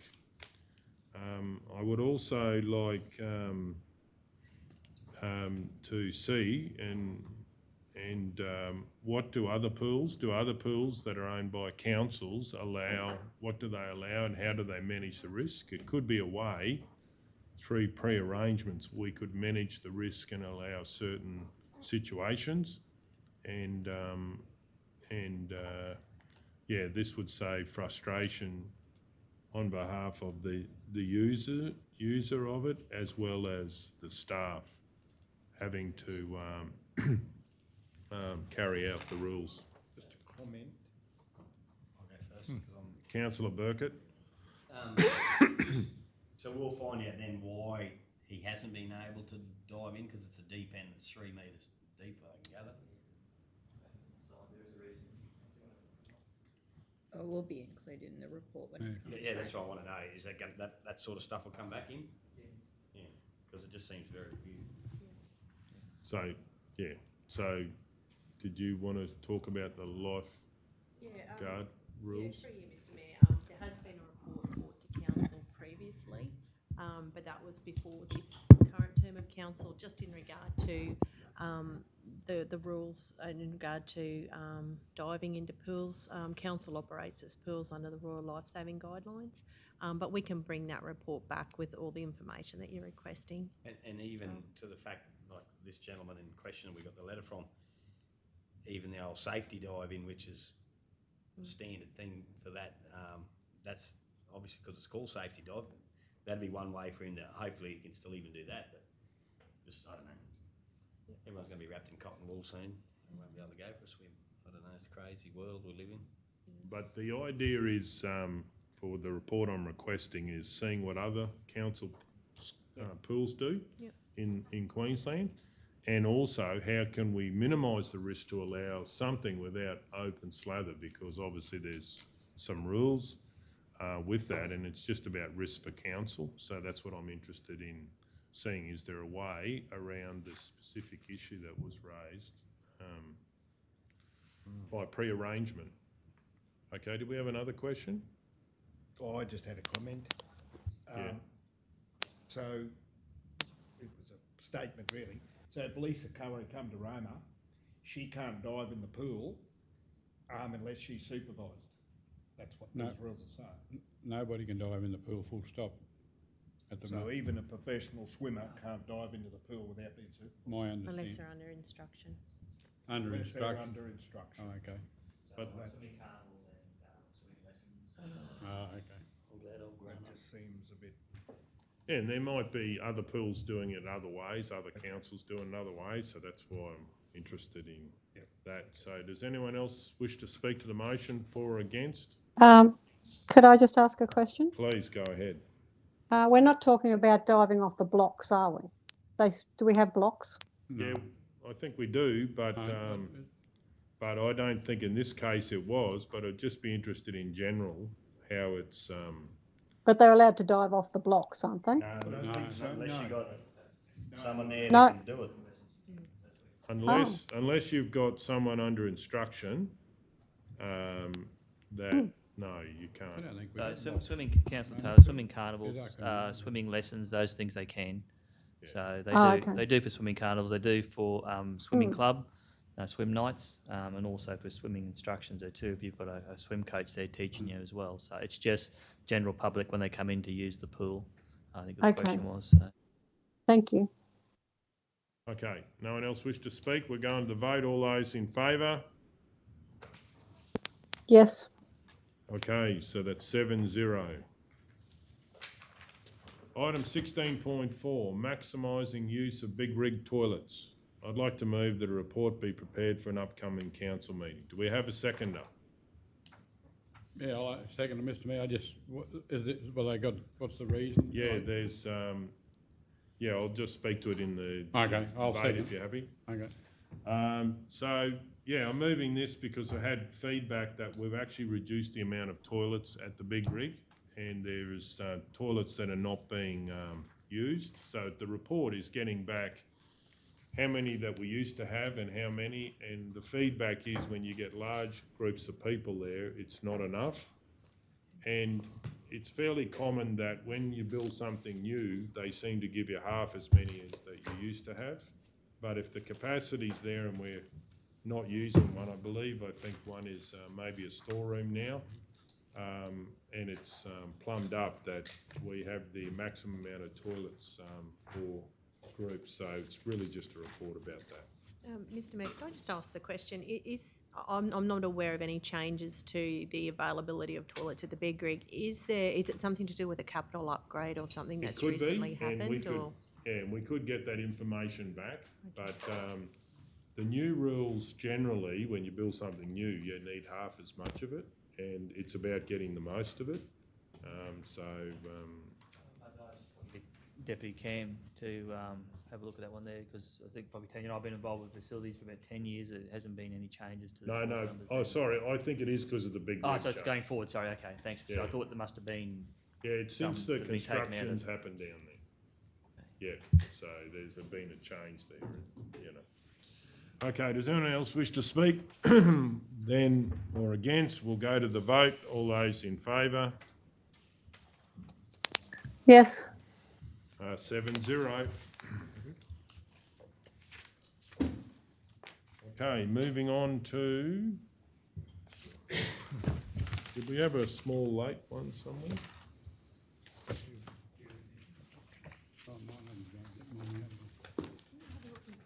Sure it is. Confidential, aren't they?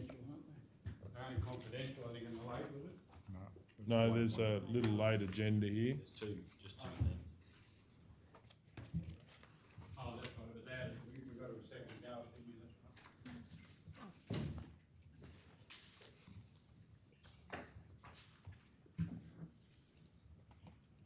That's right.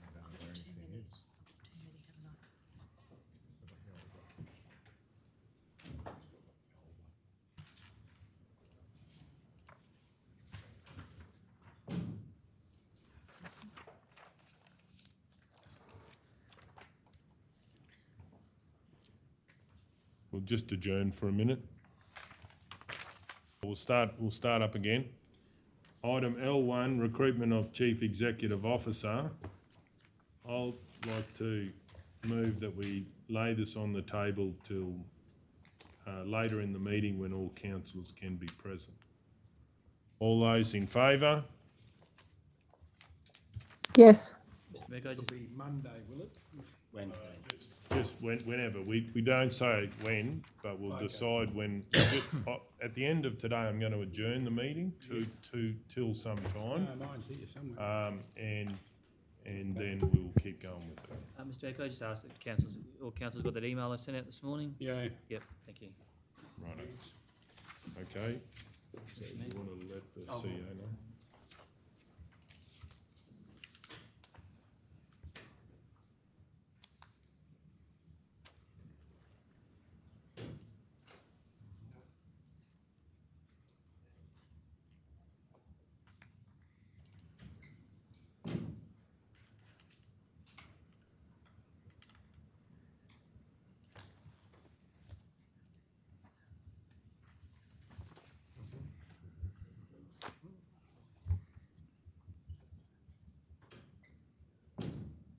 Item L2, Mitchell Multipurpose Facility. Do we have a mover? Councillor Burkett. I'd like to move to Council 1, receive and note the concerns expressed Mayor. by... What about L, I thought we were doing L1. We just laid it on the Vote table. on it. Yeah. Well, Voted on that, didn't we? I didn't, I certainly didn't. Righto, well, I didn't. we'll go back to, I heard you call all those for, you didn't ask for anyone against. righto, okay. Sorry about that. Oh, just the vote, on the vote again. Would you let, Oh, it's only for the vote. That's what you're talking about? Yeah, well, I didn't vote. so we're gonna do the vote again on L1. But if you can let me know right at the time. L1, I've moved to lay it on the table till later in the meeting when all councillors can be involved. And all those in favour, we'll do it again. Yes. All those against? 6-1 if I can call for a division. Okay, so now we're on to L2.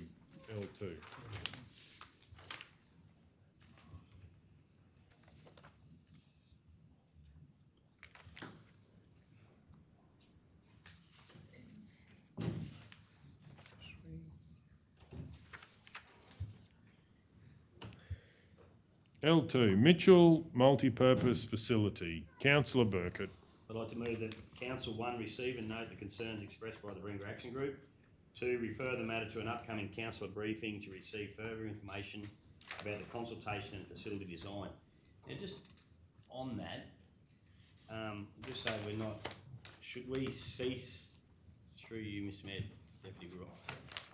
Report, councillor, Oh, sorry. sorry. So Just so that we're not, so the staff's not continually... Norm's here, actually, Oh. sorry. So it's Norm's report. Director Norm, so we're not continually progressing, like spending money for this. Can we put this on hold until that briefing, just so that we're not continuing with something that potentially will be stopped? That's making any sense? Or you're at the meeting, you understand what... Yeah, I understand. My understanding is that Lisa, who's doing the consultation, has already spoken to the architects and given them some further instruction on there. But if we want to just hold everything until the further briefing, and Lisa's already working on that briefing for the council, I don't think it really will make much difference from now. I think that we've already given the instructions to the architects to redesign it. I've spoken to Lisa at some length to give her the background as to this matter. If we stopped work now, I don't think it's going to save much money, but it might save a few $100s in terms of the architect's time. Yeah, that's all I was worried about, nip it in the butt sort of thing, but if it's already done, well, yeah, anyway, I'm happy to leave it at that then. Mr Mayor, through you, can I just ask a question of Director Norm? I've got to get... when you say Lisa's working on the plans, as per the consultation, or...? Yes, as per the Public most recent consultation on the 5th of Well, October. that's right, yeah. Thank you. That's all I want to understand, yeah. I have a question. Please go ahead. Director Norm, I'm just curious as to why they're thinking it's not what the community want when there was quite a lot of community there. Was there more there the first time? I don't know. I don't understand why they're not going with what the community at that meeting have now said they want. I think it's inherent in having a town hall type meeting where you might get 4 or 5 voices who are a bit louder than the rest of the people at the meeting and have more to say and influence the direction of the consultation more so than if it was done through a survey, for instance, where everyone has the equal say. So the concern was that one person in particular perhaps had more to say and influenced the outcome more than other people, and that it may or may not reflect the the requirements of the entire community. But you can only go with what's in the room at the time, and this is not the first one that they had. Can I can answer that, Councillor Taylor, too. We weren't at the second one, but the first one we went with, decided on plans, and they moved forward with 2 exact plans. The third one was to vote on either one of those plans. They took a vote on that not to have the library, and then when it was decided if they could fit room, and one of the people that was wanting the extra room for the library was more on a uni studying arrangement because they couldn't do it in the library. So that sort of directed that, and then there was probably a bit of an ulterior motive with moving forward on another section to do that. But the basis of the meeting was to vote for one or the other of those plans, and that sort of got hijacked in a way. 3 of those people that were at the meeting, which there wasn't that many votes, when you took staff out in council, there was probably 10, 15 members of the public there. 15 members. So the vote was unanimous to not to have the library the first time. When they did talk about the second time, 3 or 4 of those that did change their vote were at the BAG meeting the other night, and those 3 or 4 people voted to send this letter in that you're seeing on the report today. So there is a strong indication that they don't want they want the library where it is, and not to move forward with the library in the new plans. 1, for costing, and 2, they don't really want to shift the library at all. So yeah, those 3 or 4 of those people did change their mind on that, and that one was a representative of the Friends of the Gallery. So yeah, all bases were covered. Yeah, but I think Thank you.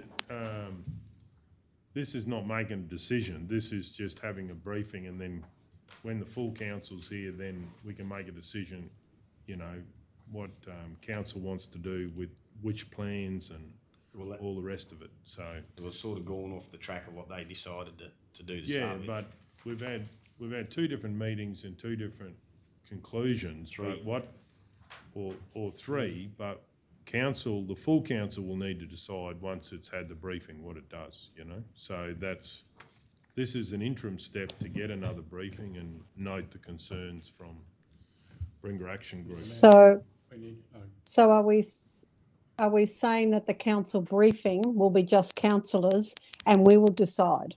No. Or aren't you going back to the community? No, what I'm saying is that if this is supported, it means that we note the concerns of Bringer Action Group.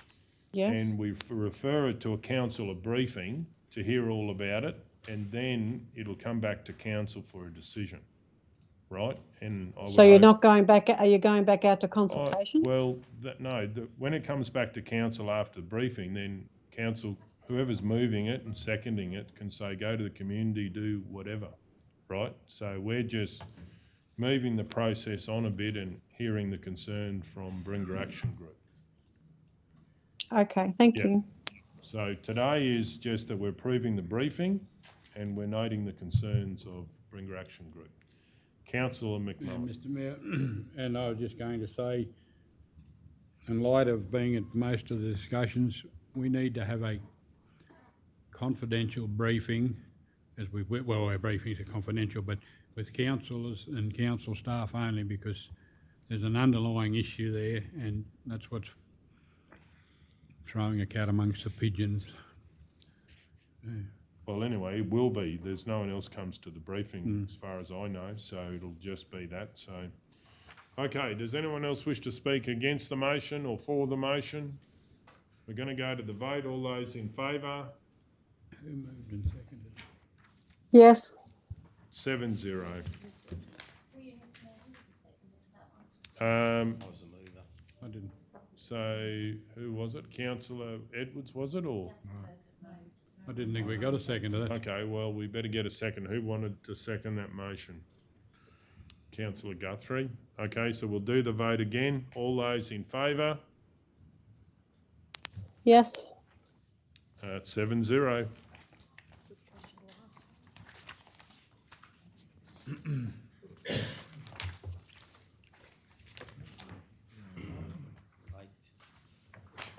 So what's the next, where are you going to start, Mr Mayor?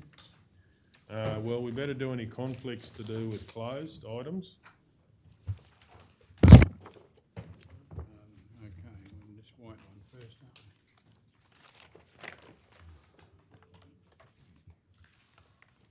cattle prices.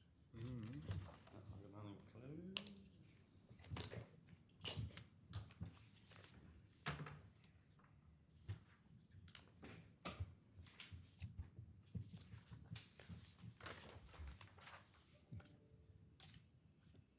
It's your mate. She won't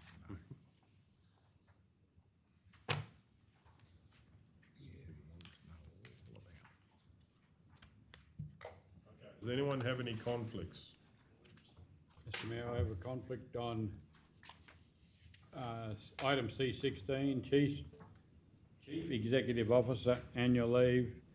I'm the councillor, with person with the interest is myself. As of the 10th, the particulars of interest, as of the 10th of February 2021, I'm being investigated by the Office of the Independent Assessor for allegations of reprisal against the CEO of Maranoa Regional Council. It's a declarable conflict of interest, and I'll leave the room while the matter is being discussed and voted on.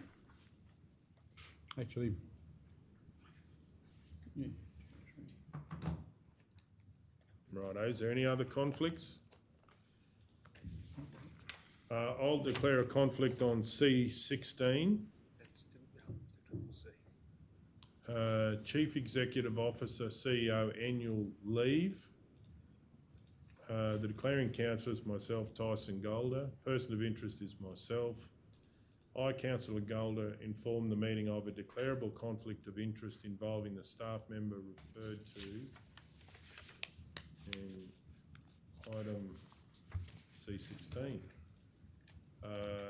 Type of conflict is a declarable conflict of interest, and I'll leave the room while the matter is discussed and voted on. Now, there is another item in here.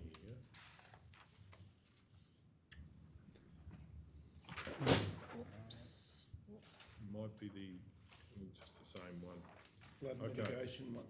Move on. That flood mitigation one, would you be conflicted? The levy bank one? C13. Yep, C13, would you have a conflict? No, not for that one. Well, I won't be declaring one for that.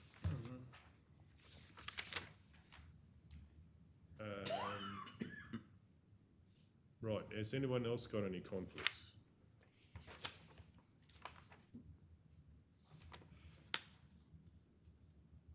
Don't believe so. I don't think I had anything in the new one.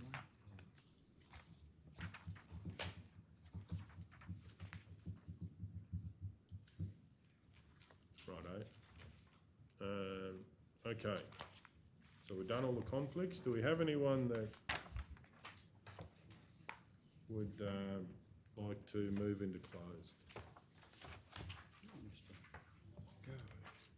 You doing? There it is. Got it in the wrong place. Can you give it a crack? So we can get rid of all this. I thought I seen a hand come. Did you, Virginia? No, I think Mark was going to, but I'm happy Oh, to. well, I'll brave this one here. I'll move that we go into close, Mr Mayor. Righto. In accordance with provisions of section 254J 3 of the Local Government Regulation 2012, that council resolved to close the meeting to the public at, we're going to say the time there? At 12:02 PM to discuss the confidential items that its councillors consider necessary to close the meeting. In accordance with section 254J5 of the Local Government Regulation 2012, the following table provides the matters to be discussed and an overview of what is to be discussed while the meeting is closed. So what do we usually do here? 'Cause I Just read out just the agenda the agenda items and item. just that left-hand column, isn't it? Yep. C1 2021-22 quarter one budget review to 30 September 2021. C2 extension of the Sunrise Road Hodson. C3 request for rates recategorisation, assessment number 13006713. C4 state government surplus properties Maranoa region. C5 application for a permit to occupy land adjoining lot 12 on COG 61. C6 application for permit to occupy lot 28 on KE 107. C7 small scale minor works contract C8 2021-22 quarter one report progress on implementing the corporate plan and operational plan to 30 Oh, sorry, September councillor. 2020. Sorry, councillor Burkett, that one we won't need. Cut that one? Yep. Sweet. Alright. Is that, Yeah, it'll go to the next meeting. C9 rating review, C10 amendment to the 2021-22 capital project program PCYC roof repairs, C11 strategic material resource, C12 Surat Pool management agreement, C13 flood mitigation community knowledge levy preparedness, C14 donation boxes, C15 dust reduction and soundproofing solutions, C16 Chief Executive Officer CEO annual leaves, LC1 request for council to consider purchasing land on Lot 2 on RP 123777, LC2 potential for community group partnership, LC3 minor amendments to the organisational structure, and LC4 quarter one budget review to 30 September 2021 revised. Okay. Reading We it. have a seconder?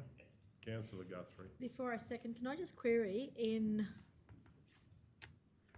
C13, is that a levy as in a financial levy or levy bank as in double E? Levy preparedness. No, the levy that's already there. It's LED double. Should be double E. It should be double E. Yep. Was that LEVY is a financial levy as in a, Oh, yeah, no, it's the levy that's already there. happy to second. Financial's gone on that levy. Okay, we've got a seconder. Any opposition? Does anyone wish to speak? We're going to go to the the vote. All those in favour? Yes. 7-0.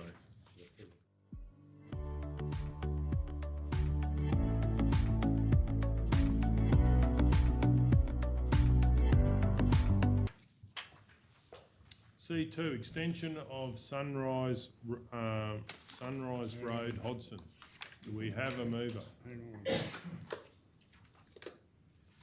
Mr Mayor? Councillor McMillan. Check the board. I'd like to move that council endorse an amendment to council's rural road register to add a new section. Hang on, we had to That top bit? no, we had to repeal, didn't we? That counts. Yeah, up the top. Okay.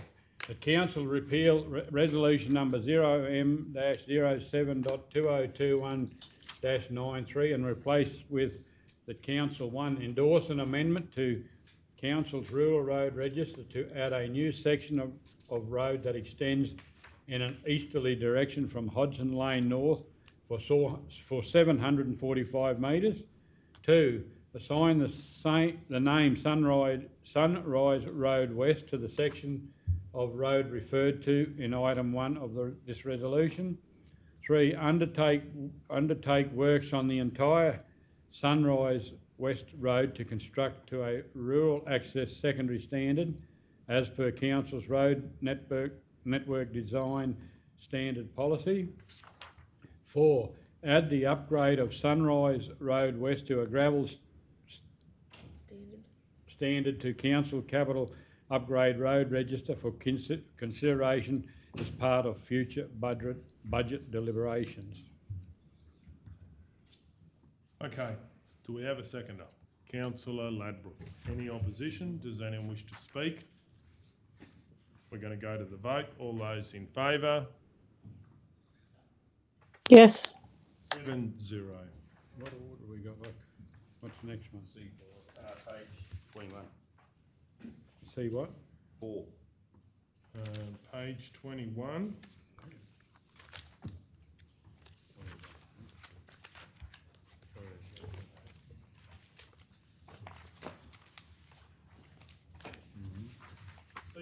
State Government Surplus Properties, Maranoa Region. I'd like to move the council undertake consultation with the Yulbar community to determine any current or future community benefit from council acquiring lot 305 on WV 1031 and lot 46 on WV 1048 in Newbar, with the questions asked about pony paddocks for residents or new residents to Yulbar. Sorry, Mr Mayor, can you just say it up there?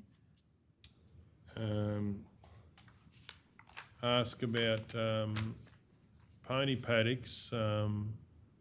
So we'll go for new residents, for new and existing residents.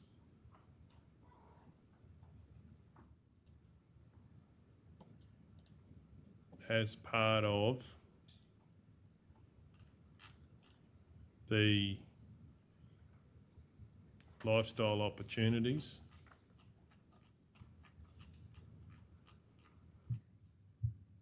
Mr Mayor,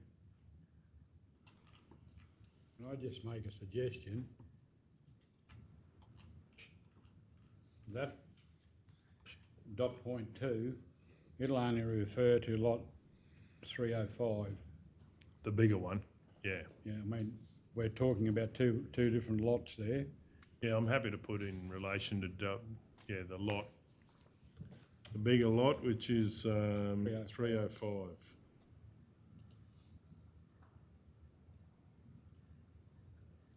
And depending if council ever changed our size of our lots in country towns, 2,000 square metres, they can, they can have a horse if everyone, or a pony if everyone's happy with it. We can't because we've got 4,000 square metres, I think. So, asked about pony paddocks on lot 305 for new existing residents, part of lifestyle opportunities, with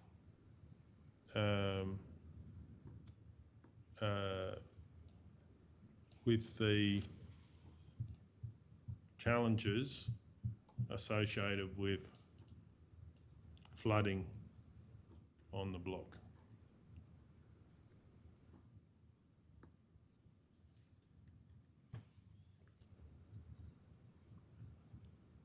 We might say contingency challenges.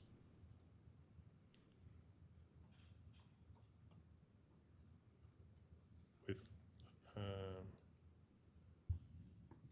or if we could put contingency up with challenges.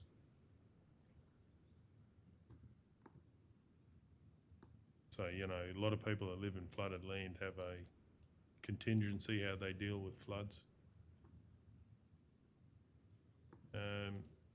Councillor Ladbrook, did you want anything in there about what you were asking about? I think so. It just gives them a little option. Yeah. There might be a good little area down there.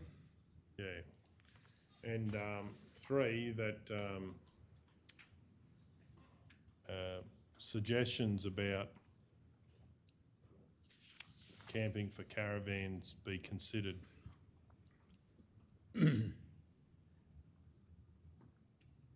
They might just say, no, it's not any good, but it's there. Yeah, but anyway.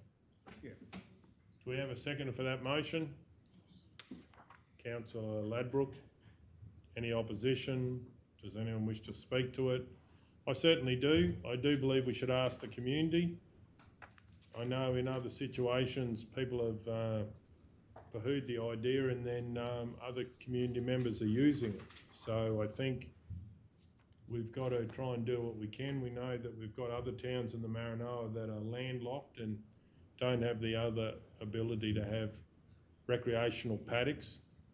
And if this is an opportunity, I'd be interested to hear from the members of the public if there's any interest and or other interest that they might have for that land.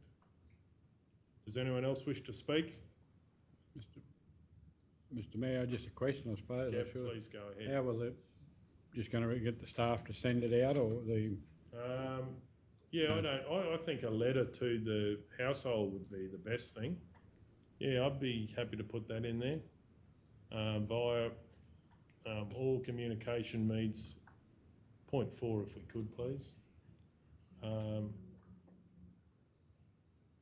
Mr Mayor, can I just suggest, under the circumstances, knowing who operates the post office, just a bunch of flyers That's on far more the desk, because, practical, Councillor McMullen. well, if we just I'm suggesting council print them, and any of the, everyone's got to come there to get their mail, or pretty well But everybody. even if we can just put them in the post boxes or whatever. They don't have post, they might have a couple, I don't think. Don't they have post boxes for out of town? In the post office, you've got to come in the post office, I think, to get your mail. Well, as long as everyone gets Yeah. it. So the Yilbar community groups, they'll get that? The only one who picks up mail has got to come to the post office. Okay. The flyers be made available at the Yilbar Post Office. Yeah. So Yilbar Service Centre and Post Office.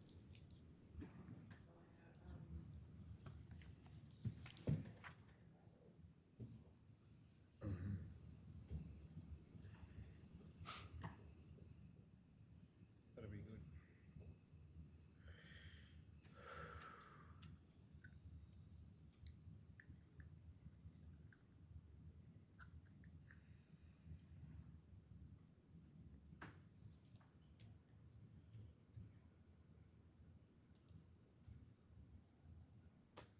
Righto, it's the second. Are happy with that change?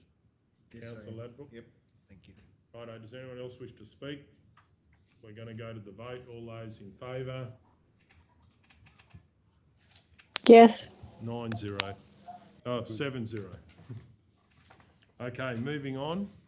79. We'll just need to tidy up point 2 there because it doesn't flow with that council. But that's fine for the moment, but can you just highlight it? Thanks.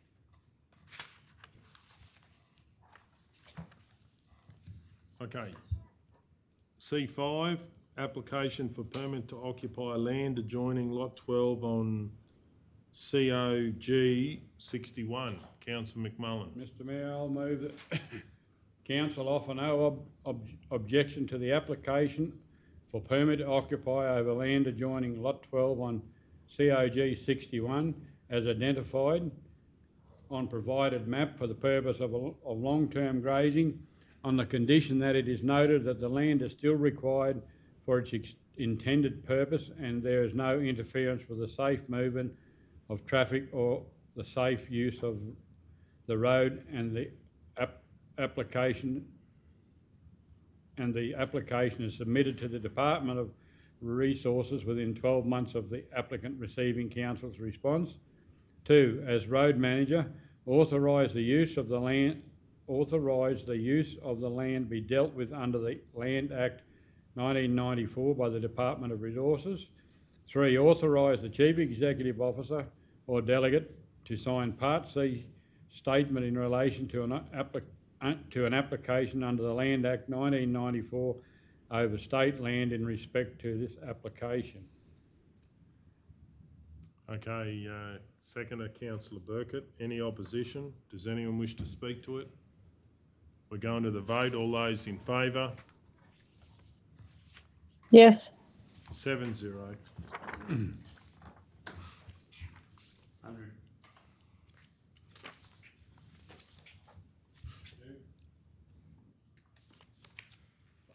C6, application for permit to occupy lot 28 on KE 107. Councillor Burkett.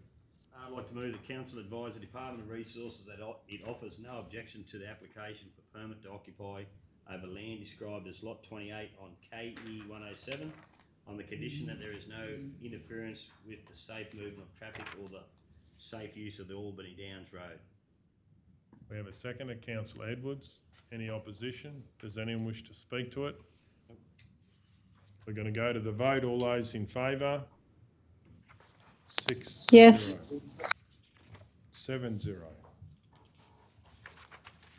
Okay, so moving on to C7. C7. Small scale minor works contract, element 5 and 6 RMPC. Councillor Guthrie. I'd like to move that council authorise the Chief Executive Officer or delegate to execute the tender documents for the small scale minor works contract, element 5 and 6 road maintenance performance contract for the 2021-22 year, or for 2021/22, and to execute the contract if this tender is successful.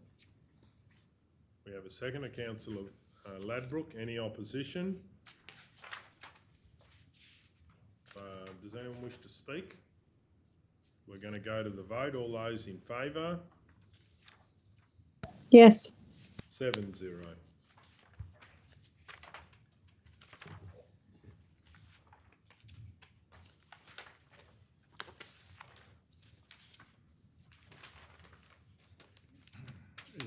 What's the next one? 180.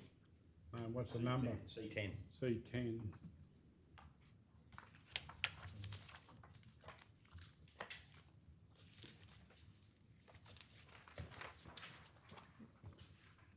C10, amendment to 2021-22 capital project. Councillor McMullen. Mr Mayor, I'd like to move that council, thanks, just say, make sure I get it right. Thanks, Michelle. That council, one, note that the PCYC roof repair project in the current budget requires further investigation to determine the most appropriate solution. 2, write to the local roads and community infrastructure funding program requesting to remove the current project for PCYC roof repair and replace with the project to install new curb and channelling along Crawford Street, Roma, between Miss Campbell Street and Elm Street. 3, be presented with budget estimate for the repairs to the PCYC roof as part of 2022-23 budget deliberations. 4, authorise the Chief Executive Officer or delegate to sign the project nomination form for the alternative project as outlined in item 2. Okay, we have a seconder, Councillor Burkett. Any opposition? Does anyone wish to speak to it? We'll go to the vote. All those in favour? Yes. 7-0.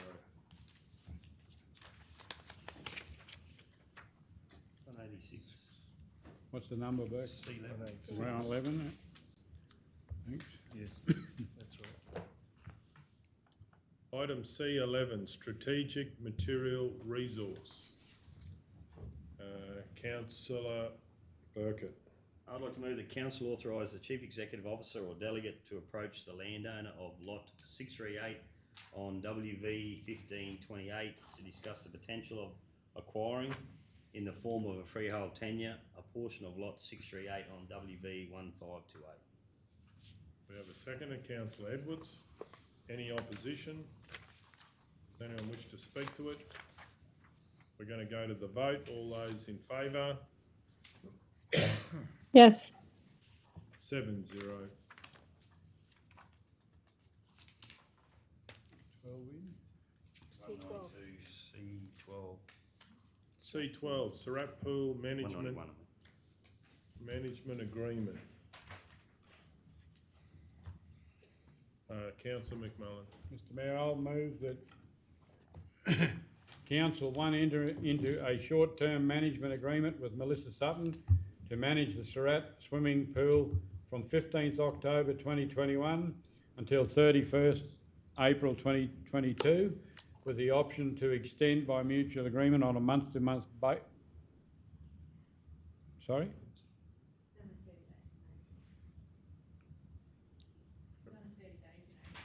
It is with the 30th of April, not 31st. What did I say? Oh, it's okay. I'm sorry. Okay, I'll start again. Council, enter into a short-term management agreement with Melissa Sutton to manage the Surat swimming pool from 15th of October 2021 until 30th of April 2022, with the option to extend by mutual agreement on a month-to-month basis after this date. 2, call tenders to manage the Surat swimming pool for a 3-year period with the option of a further 3-year term, incorporating free admission with operating times and other particulars, being consistent with the previous management agreement. Okay, do we have a seconder? Councillor Ladbrook. Any opposition? Does anyone wish to speak to it? I'm going to go to the vote. All those in favour? Yes. 7-0. Okay, moving on. 196. Which, What number? Oh, C13. okay. C13, flood mitigation, community knowledge, levy preparedness. I'd like to move that council,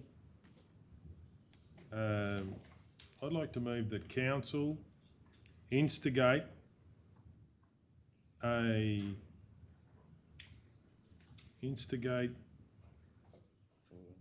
opportunity for members of the public to be able to give their knowledge to an independent person with preparedness issues in regards to the levy, as it is now been in place for 8 years, and that the community knowledge can be passed on to council through a councillor report.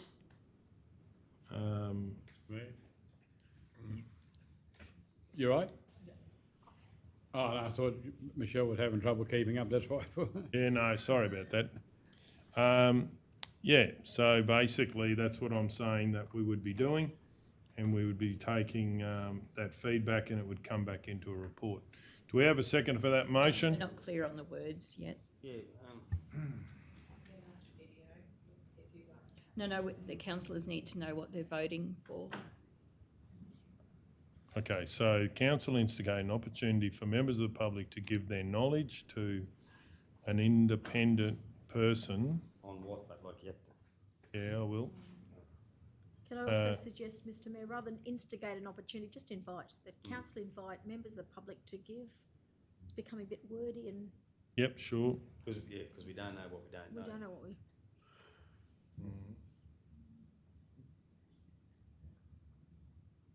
So we'll put independent qualified person. Mayor, would it give their knowledge on what? I'm going to have that further on in We there. want that in there. Yeah, no, it will After be. Knowledge. Do you want, and give their knowledge and concerns though, because I think you said Yeah, there were yeah. some concerns as well. But my concern is that that information needs to come to council. Through a It will. It's a council. Yeah. It's council information, and council needs to be, council has responsibility for that levy. Do we need, So it needs to come here. can I ask Mr Mayor, this information that we're expecting to come in, we need that in writing? Well, it would be like a period of time that we would have out to the public That's what I'm to, getting at, but no disrespect to anyone that's listening to the tape or anything, but Joe Bloggs rings up and says, I think there's a hole in the levy. By the time it gets down the chain, and no disrespect, and it could be the levy's leaking, if you know what I mean. We need to get it in writing just to say, well, from the original source. well, I would believe when you invite the members of the public to give their knowledge, we would have, like we've done before with flood mitigation, we've had a couple of meetings or something, and that they can come in, explain things. Some of these people don't want to put it in writing and won't put it in writing. So, but if they can, that would be good. So it's not, and the idea of the independent qualified person is they've got to evaluate whether they... That person needs to be engaged by council. That's what it is. Can we add those words, please? Independent person. Yeah, but maybe it is that the council invite members of the public to provide their knowledge and concerns to council, and for consideration by an independent qualified person.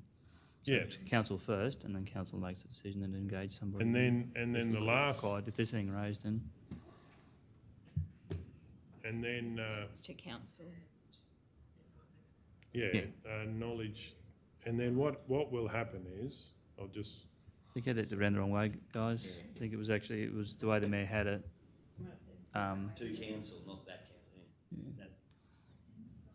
Council, I think you had the council invite the public to provide knowledge and concerns to council. Keep it broad. Yeah, so, That's but better. some of these people will not make a submission, like they're not. No, the submission could be verbally or. Yeah, just. I think Councillor McMullen is, if we're dealing with something like Agreed. this, it needs to be in writing and we need to have the person's name and contact details for further discussion if necessary. Otherwise it just gets out of hand, everyone just. It's too easy for information to get distorted. No, but that's what the qualified independent person will work out and put it in a report, and we get it back to council. Needs So, to come to council first. yeah, no, But they may also, Mr Mayor, need to be able to go back to the person who's made the original concern to follow up totally. and tease more information. So totally. That's the job of us getting a report. There's no hearsay. Councillor Boyd. Sorry, Can't just, read it. can you It's covered take the, up. yeah. Yeah, the concerns Members of the public to give their knowledge and concerns to council engaged independent and qualified person with a report coming back to council with the findings. So they bring all the information to us, we engage them independently. We engage them, they to go and talk to the independent See, person. originally it sounded like you were getting that information straight to the independent person. Can I ask a question? Yeah, please go ahead. I thought at one stage we were going to get a briefing to all the new councillors on the flood mitigation to start with. Well, that's not part of this that I'm moving, but we would be happy, I'm happy for that to happen anyway. 'Cause And the- councillors can ask for that. This- That's a separate issue to this issue. Yeah, but this is presupposing that there are concerns Yeah, that's true. We and we've don't got know. no evidence of The those concerns concerns- at the moment. The concerns may, whilst the people putting them in may have concern, but the concern might end up, what's the word? I don't know. Be able to be easily explained. Yeah. Yeah. Can I make a suggestion that we put that as two and put as one councillor briefing on, Yeah. like we That's what I discussed suggest, in close? Have that as one and then your thing as two, Mr Mayor, because. Yeah, I'm happy with that. Because you get that, Sorry. as you said, like, one, invite the members of the public to provide that feedback, two, briefing session to council, and then Briefing first, so the current councillors know what levy is in place, what it is What- we need to expected know to do. but everything. what and I was then- suggesting was that the briefing would actually be all that background plus the concerns, have it all in one, because otherwise you're going to come back to council twice. Yeah, that's a good The point. council, because- this particular council, this term of council is making a decision that there are concerns without any background about the levy, Because or whether there are actually any concerns at all. Cam and I are probably presenting it, we're just going to give council the background on how, like the history, like you said before, and then, so that gives them all the background, and then just say, okay, we've gone out to the public and we've had one or two submissions, and this is what their concerns were. I just say I've been coming back twice, that was all. That then, and then the third point could have been, and then council then could then consider whether they were engaging anyone then. Could we, So what I'd like to move is that we invite members of the public, the briefing, I have no problem having councillors having a briefing. I think it would make sense to get the report back and have the briefing, but if you want to have the briefing first, that's fine.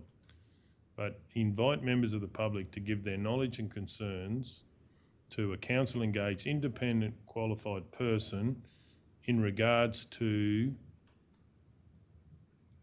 preparedness with the levy and associated flood mitigation or flooding issues. Mr Mayor, does that mean that the information's going straight to the independent person first? So the independent person would be engaged by council first, and then we have it, and then we would advertise that if you have issues, please, your concerns, go and talk to the independent person. They'll compile a report for council. Yeah, but Then council will come back with the report I think two with needs to those be split. details. There's two matters that, Yeah, I just can't see, like, if you employ this person, is he going to sit in the office here on a certain day of the week and everyone come in and see him, or? No, how's it gonna work? they would work that they would have some consultation to, and we would advertise it, that we would advertise that, and I've had this over there's definitely people because of the floods of 2000, the three floods well and truly affected, that I think that they would find this beneficial. So the idea is we're saying we as councillors don't necessarily, well, we don't have that qualifications, but we're asking for people, if they'd like to raise it with the independent person, and it can be through, consultation meeting, whatever, in writing, whatever. So just to get my head around this, so if anyone that would see, I'm just be worried, going to open up to every little trivial, this is no disrespect to anyone that's had flooding problems, like where we've had stormwater issues where it's flooded back in their yard, it might open up a big can of worms that you'll get all these people in instead of the real genuine ones that got issues. If we get the information first, and then we can coordinate a session with those people and this expert. And what type of person we actually need to Because answer those otherwise particular questions. It could end up with a room full of people that. But I've been through flood, I've never seen that before. No, just the way you've got, like the way you want to do it is you're like more or less putting the person there and they're coming in to see them. We've had flood mitigation meetings before exactly like that. So we've invited all the people that with issues to come, and we've had those meetings. Wait, could it just? Yeah, sorry, go. I get that, but then we engage the person. The process of where you got this person coming in. We put in writing a complaint.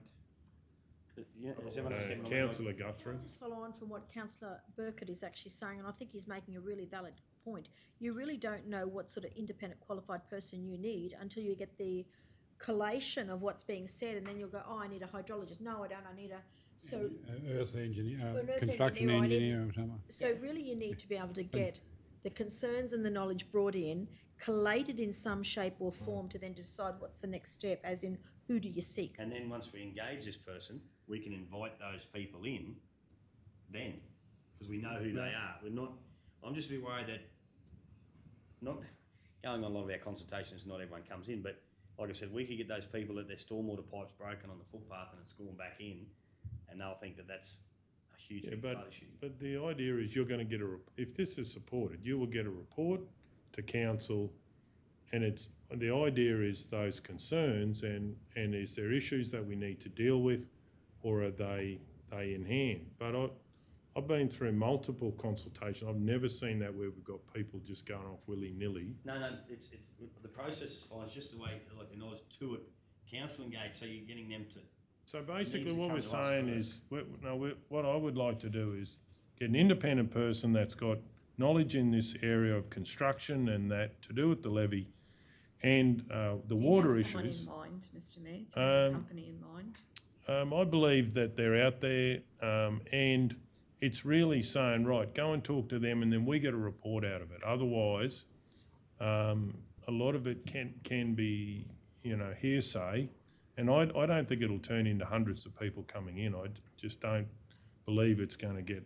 I think it's actually a way of getting more people, because we find it very hard for people to want to put an official thing into the system.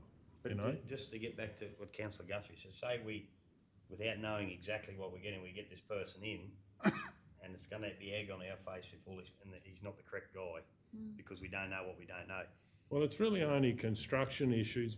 We've had a lot. We don't know. That's not what that says. And that's also, Mr. Mayor, that if that is approved as it is and goes on the website, I reckon people think we're having another briefing session for the public. I get where you're trying to get the end game, but I think that's not right. I also agree with Councillor Guthrie and Councillor Burkett. I think I know what you're trying to do, but you're doing it the wrong way around. I think we get the feedback first, and then we engage the person, and if these people that have given the time to give feedback, we can invite them in after the fact if they're needed. Just funky. But just change the wording a little bit. Just change the wording. Cameron, please. Yep.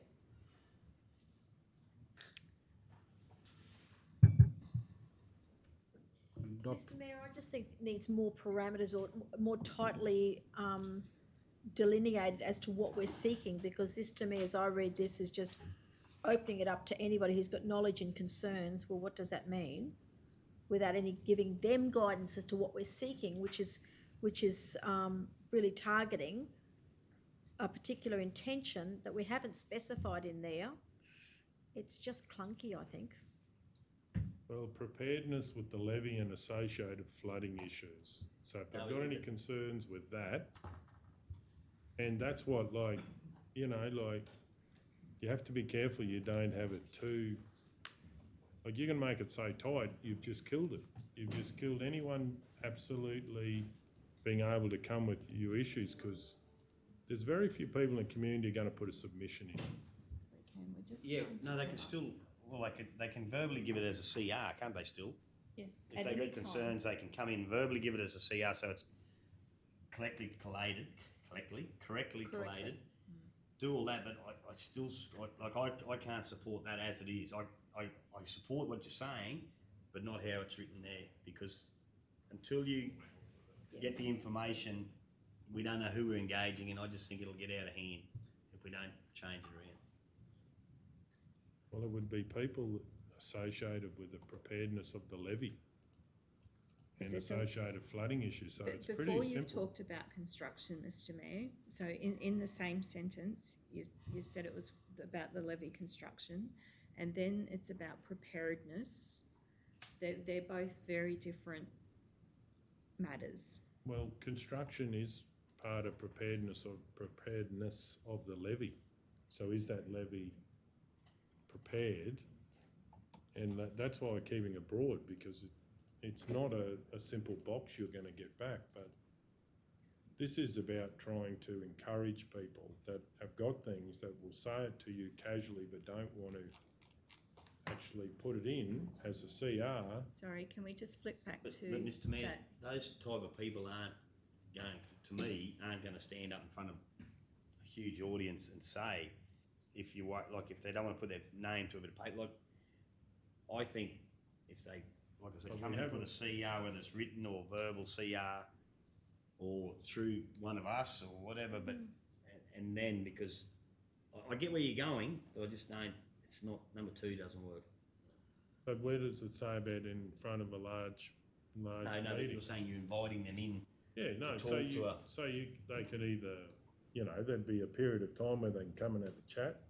We never got huge crowds anyway, but... Can we just, like, give their knowledge and concerns to council, full stop, and then once collated, we'll engage an independent qualified person in regards to the issues raised, which could include preparedness, all those things you state, but it just...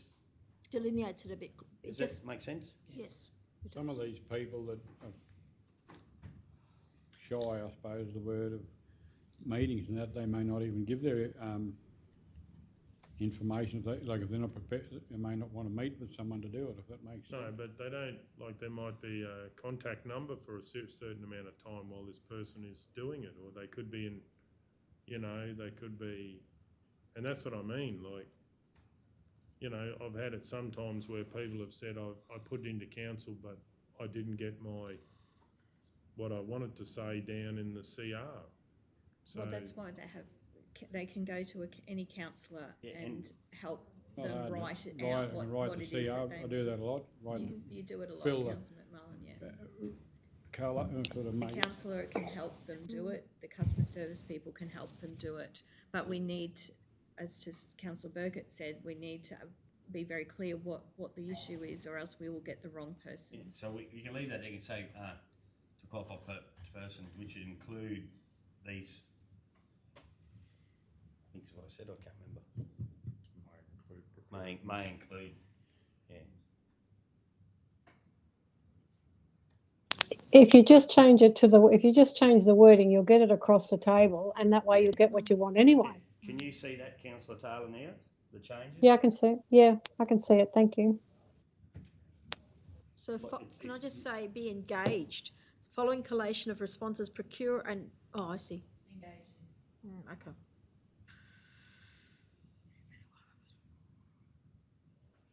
To investigate. Yeah. Matters such as. Yeah. Identified matters or. Matters And then, raised, yep. Such as, and then leave that preparedness with levy and associated flooding issues in there. Yep. Like, Mr Mayor, that still gets what you want, and the same people targeting the same people, but it's just getting it in order. That's, I reckon it's not going to be an issue. it's staging the process. Does anyone wish to move that motion? Now, just before, I don't know if I'm reading it wrong, but dot point one, is that going to put the wrong vibe out there to the public? Like, No, that was for us. I know it's for us, but it doesn't say. Councillors undertake a levy bank briefing. That a briefing be arranged in relation to flood, the history and current status of flood For the mitigation within Roma.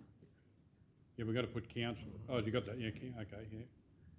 Just so the That- public that knows. a briefing be arranged.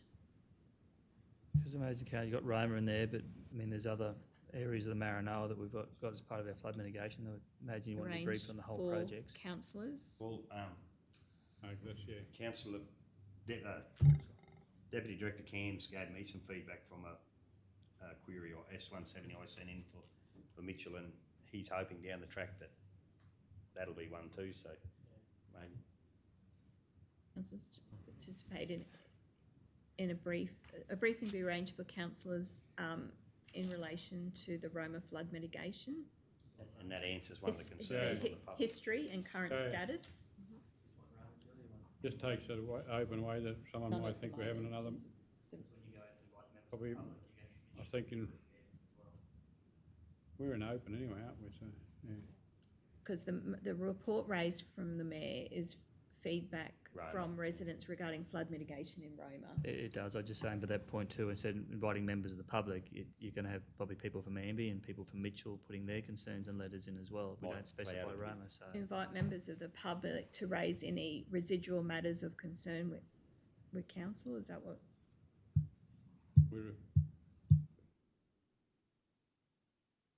I think what Director Rob's trying to say is we've got to emphasise the Roma levy. Was that what you're saying? Yeah, I see what you're saying. Because it's not just Roma, people have got mate, concerns right across the people in- Maranoa, and then if you say that you're inviting, you just tell us your concerns, or, if you've got any knowledge or information you want, you probably will. You'll get a couple of people from Amby want to put some stuff in, and certainly some people in Mitchell and that, but if that's not the scope of it, you probably need to limit the scope in there, that's all, if that's not the intent. No, but you don't want it. I think the Mitchell one is a separate Yeah, briefing. that's what You don't want that. Just go on. This, the subject here is the Roma levy, isn't it, or the concern of, I think in point two, you need to Roma flood mitigation. in Roma. Otherwise you create expectations. Yeah, take away across, and no, get rid of the end across the region.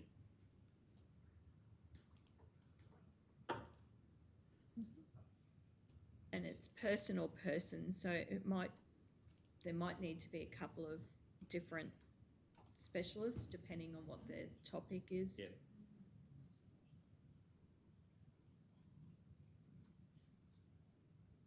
Councillor Burkett, would you move that motion? See, it's still getting what you want, it's just changed the what process. I'm happy to move that, if you don't want it. So Councillor Burkett, we've got a mover. Do we have a seconder? Councillor Guthrie? So just with the levy, what's the associated flooding issues? Is that saying the levy is creating flooding? That's what I was about to say, I think you're missing a word there, point three. It's following perception, correlation. isn't it? So, Michelle, can you move that, Following correlation of responses, engage independent qualified person or person to investigate any matters raised, because there may not be any, that's what I'm saying. So if you have any, it could be, because we're saying there's matters, we don't know if there are or not until we investigate it.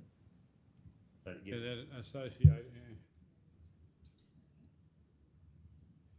So you think otherwise if we put associated flood issues, they might think there is issues. I still think somehow the levy needs to be mentioned, the levy bank. That was what the concern wasn't it, Mr Mayor, like the. Yeah. Matters raised in relation to the levy? Up in point two, would you put, Oh, No, you're right, councillor Burkett, it could be in point 2. Raise any, Raise any residual matter of concern relating directly to flood mitigation and the levy, or just With the levy or? with the levy? Related to the levy. Matters in the, to the or the levy is- mitigation levy matters is and flood Roma levy. mitigation. It could also be the drain note as well. Yeah, So flood mitigation includes, in brackets, levy and channel. It could be channel, it could be the railway dam. It could be one of 3 things. It could be the railway dam, it could be the levy bank, it could be the diversion channel, so. Levy or diversion channel. No, I think flood mitigation and in brackets, levy, channels. Directly to flood mitigation, in brackets, there. point 2. Any residual matters relating directly to flood mitigation, in brackets, levy and diversion channel.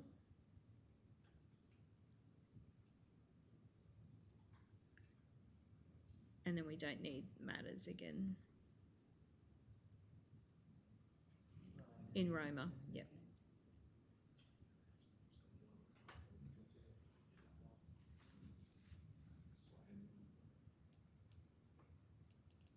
Okay, councillor Burkett, do you want to just read that so everyone's? I'd like on to the move page. that, 1, a briefing be arranged for councils in relation to the Roma flood mitigation history and current status. 2, invite members of the public to raise any residual matters of concern relating directly to flood mitigation, levy and diversion channel in Roma. 3, following collation of responses, engage an independent and qualified person or persons to investigate any matters raised. 4, be provided a report with the independent findings.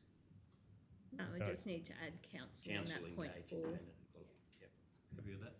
That council. Hey, Darryl. So is the second happy with that? 2 needs a council as well. Or can I ring you back? Okay, does the mayor wish to speak to the motion? Yes, Mr Mayor, I just think we've had a couple of concerns recently since we've been on, and I think if we can get to the bottom of their concerns and try to answer or rectify any problems that may arise, and also I look forward to having a briefing on the whole Roma flood mitigation process and get a better understanding. Okay, does anyone want to speak against the motion? I'll speak against the motion because I don't believe it's in not having an independent person speaking to people from the public. I don't believe that we can actually flush out the issues because I believe for whatever reason people are hesitant about speaking to council and putting it in as a CR. They also, the feedback that I get sometimes, what they put in is not what what was put in is not what they were really wanting to say, and that's why an independent person that has knowledge in this area I would support better, and I believe it's very hard to get people from the public to talk to us, so that's why I'd be supporting the motion. Does anyone wish to speak for the motion? Councillor Guthrie. I'd just like to believe that if this gets up and gets endorsed today, that people will feel strongly enough about flood mitigation and their perceptions as to where we're currently at and where they would like us to go. And I think that would be the ability for them to guide the independent person to be able to investigate and give us a very thorough and comprehensive report back to really clearly show where we're at. Okay, does anyone wish to speak against or for the motion? Does the mover wish to sum up? Yes, Mr Mayor, I just think I know there's concerns for some people don't like to either approach someone or put it in writing, but I think all councillors are available to anyone in the public, and I'm happy to put in a CR on their behalf, but I encourage these people to, in some form, to communicate and get their point across so we can get to the bottom of their problems. Okay, does anyone else wish to speak? I think that was summing up, so we'll go to the vote. All We those. just needed to add a word to point 4, council be provided. Okay, your mover and second are happy with that? Yep. Okay, all those in favour? Yes. All those against? 5-2 if I can call for a division. C14, donation boxes. I'd like to move that a report be prepared for an upcoming council meeting. Do we have a seconder? Councillor Burkett. Any opposition? Does anyone wish to speak to it? Certainly do. I believe that, we have many people that are visitors that visit our largest Saleyards in Australia, and they certainly had feedback that they would like to make a donation, or in some way they're appreciative of the facility, and there wouldn't be two better opportunities to look at donation boxes than something that we may be considering. So I certainly believe this is an opportunity to do more work and see what we can come up with. Okay, so does anyone else wish to speak for or against the motion? Then I'll go to the vote. All those in favour? Yes. 7-0. 201. C15, dust reduction and soundproofing solutions.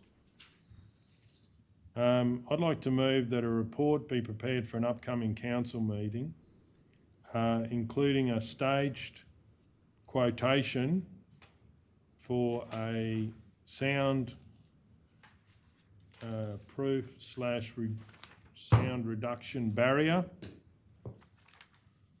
as detailed in the report. Is it noise attenuation? Yeah. So it won't be soundproof. No, but sound reduction I've got there as well. Soundproof, sound reduction barrier. They might think that we're going to solve it 100% if we say soundproof. Attenuation walls reduce the amount of noise which would otherwise reach homes, businesses and industries on the other side of the wall. That's what they're called. Yeah, well, okay, we'll put noise attention or attenuation.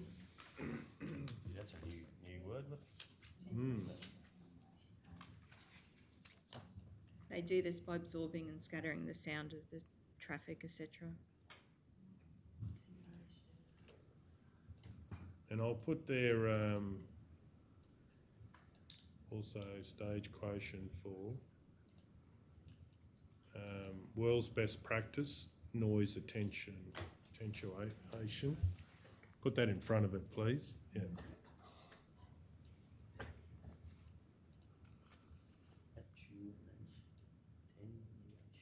So we can take the sound reducing barrier out.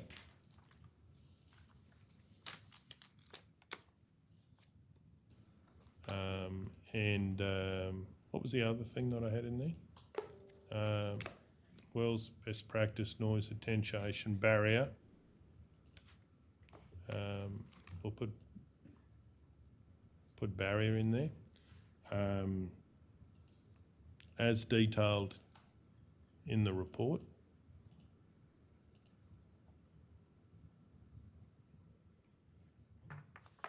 To provide a physical barrier between industrial land and residential.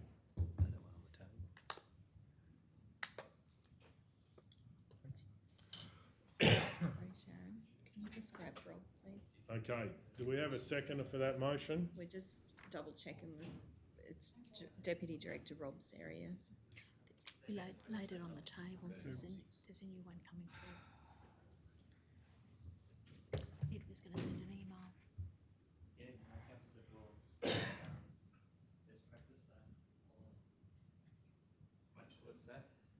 Righto, do we have a seconder for that motion? Councillor Edwards, any opposition? Does anyone wish to speak to it? I certainly do. Just wanted to check the word. We do have some historical challenges that are causing residents enormous upset, which no one would have wished. And I do believe, even though it's a long march and a and you have to start somewhere. And we can't fix everything, certainly not overnight, but we could start on that long march to try and give some protection. So this is one small step in many that would be needed. Okay, does anyone else wish to speak? Then we'll go to the vote. All those in favour?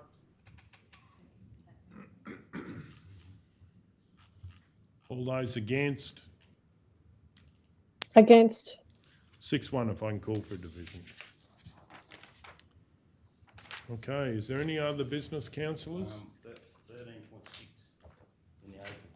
Oh, no, we've got LC3, page 14 in the late.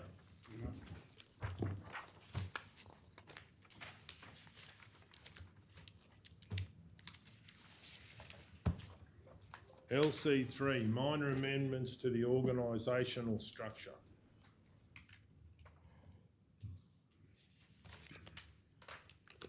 Which one are we in the open again, are we? We're in the LC3, 14 late. minor amendments, page 14.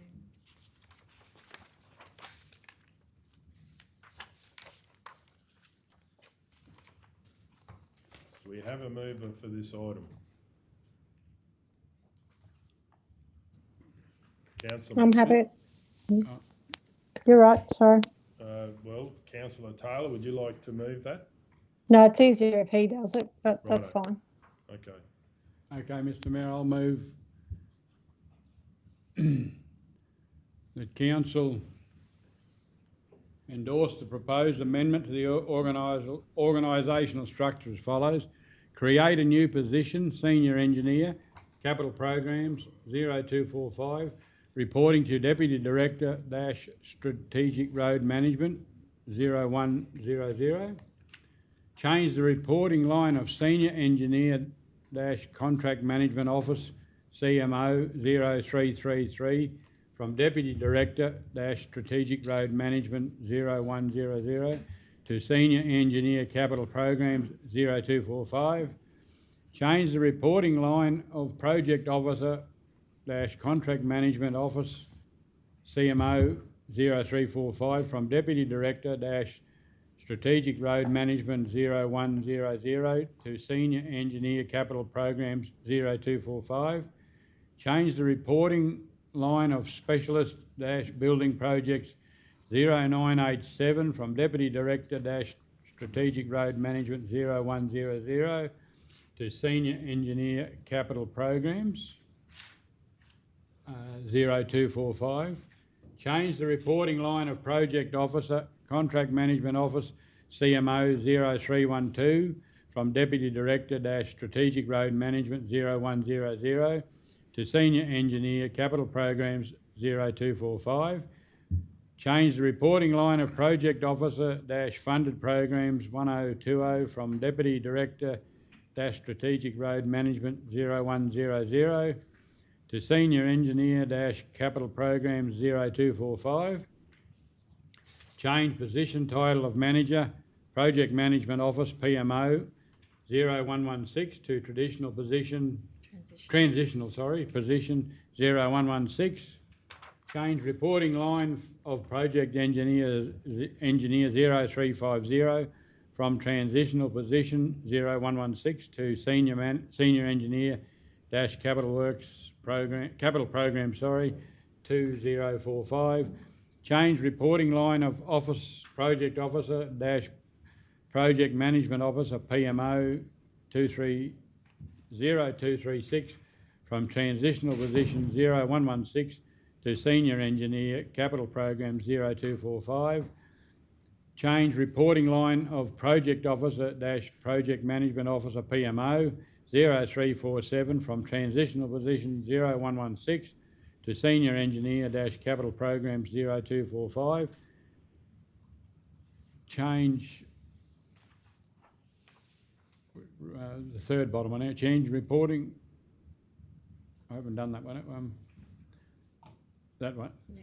Fourth one, is it? Yeah. Change reporting line of Project Costing Officer 0791 from transitional position 0116 to Senior Engineer dash Capital Program 0245. Change reporting line of Project Costing Officer 0792 from transitional position 0116 to Senior Engineer Capital Programs 0245. Change reporting line of Relief Officer dash Operator 0423 from transitional position 0116 to Senior Engineer dash Capital Program 0245. Change position title of Manager dash Airports Roma and Regional Compliance to Manager Airports Regional Compliance and Roma, and Directorate to Regional Development and Reporting line from Director dash Roma 0008 to Deputy CEO 0003. Did I miss anything? I hope not. Well done. Righto. Do we have a seconder for that motion? Councillor Burkett. Any opposition? I'll speak in opposition. Does the mover wish to speak to the motion? No, thanks, Mr Mayor. Okay, I'll speak in opposition. I certainly don't support the one of taking the local out of Roma airports and putting that into regional. I believe that it will grow and the other towns have the focus locally, and I don't think that will be in Roma. So does anyone wish to speak for the motion or against? Okay, then we'll go to the vote. All those in favour? Yes. All those against?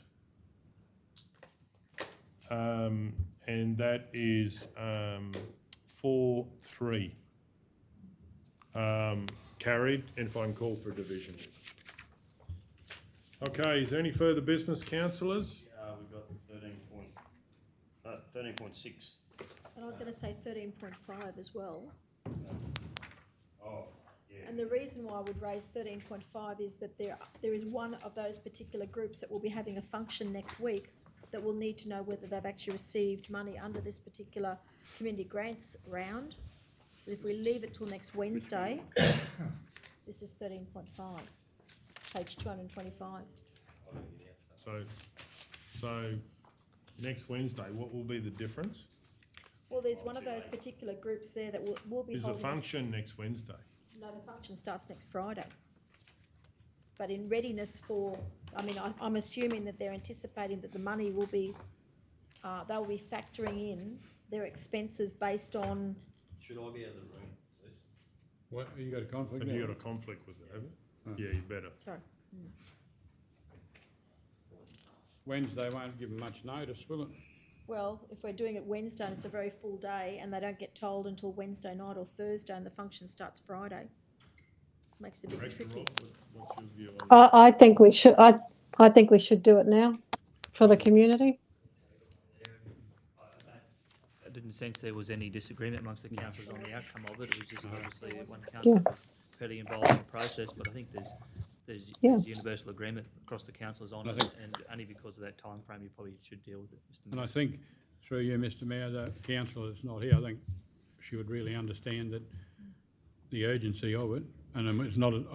I wouldn't think there'd be any different outcome on the on the decision. So basically, the situation is that one of the funding things is for a week's time. Well, I haven't read it, but As far as you understood. Councillor Guthrie was on the panel when it was all done. So, Which one is that? And Councillor Hancock was hoping to deal with it tomorrow anyway, because she did think it was actually quite urgent. So the fact that we're now Wednesday, I think she'd probably be okay with that. Okay, so that's in the... I won't mention what it is, but there's a function on Friday. yeah, it is. That's right. What page is that one on, please? That's on page 225. I've already got an invitation to go. Okay, item 13.5, applications for community grants round 1, 2021/2022. I'm happy to move it. Councillor Guthrie. I'd like to move that Council 1 endorse the recommendations of the assessment panel and approve the following community grant applications for payment. There's Mitchell Camp Draft Association, which was a small grant for $3,000. Roma Filipino Community, a small grant for $3,000. By Mount East State School P&C Association, a small grant for $2,700. The Surat Local Ambulance Committee, a small grant for $1,530. The Mangalala Progress and Sporting Association, a small grant for $3,000. The Queensland Blue Light Association Inc. Mitchell Branch, a small grant for $1,481.10, which is a total of $14,711.10. There were also the following: a Baringa Heritage Museum Inc. Community Type Grant for $9,995. There was the Cultural Heritage Injune Preservation Society, a community grant for $4,640. Roma Patchwork and Crafters Group, a community grant for $3,695. The Baringa Action Group, a community grant for $10,000. Roma Commerce and Tourism, a community grant for $3,356.95. Roma Show Society Inc., a community grant for $10,000. Roma Rugby Union Football Club Incorporated, a major grant for $20,000, a total of $61,686.95 in the community and majors, an overall total of $76,398.05. And 2, remove the major grant category for funding in round 2, 2021-22 due to budget constraints. Before George votes on that, has he got a conflict? Good point. Roma Show Society. Righto. Do you want to declare something, Councillor Ladbroke? Okay.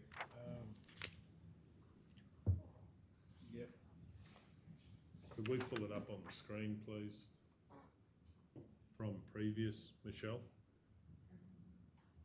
Thank you for that, Councillor Edwards. I didn't even notice it. Well done. I didn't even Not that one.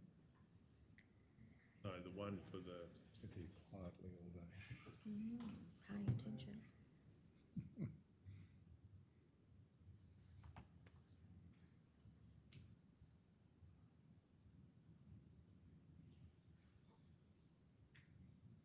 So this all might end in a couple of weeks, all these conflicts.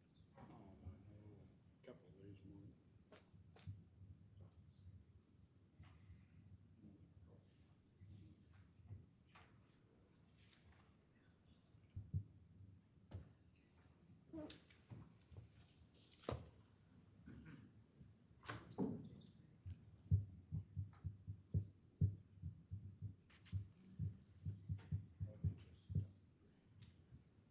If you put one up there, I can just For it. There's only a couple of contractors that asked for it. There would have been one. if you just put one up there, I'll just change a few things. You declared something else this morning. We have that item for the Basset Park for the turf. Do you know what number it is? Because that's where it'll be. Oh, good point. Well, then, but, It was in. If you just have the agenda for it, I can just go through it. It was a late, wasn't it, Mr. Mayor? It was a late agenda. The item number. It was white. Yeah, 16 point. Yeah, that's it. You got 16. it. Spot on. This Okay. is 13.5. 13.5, Councillor Ladbroke. I have a conflict with 13.5. Application for community grants, round 1, 2022. I'm declaring councillor as myself. And the person of interest is my wife Alana, which is the president of the Roma Show Society, and the type of conflict is a prescribed conflict of interest, and the action I'll take, I'll leave the room while the matter is being discussed and voted on. That's it.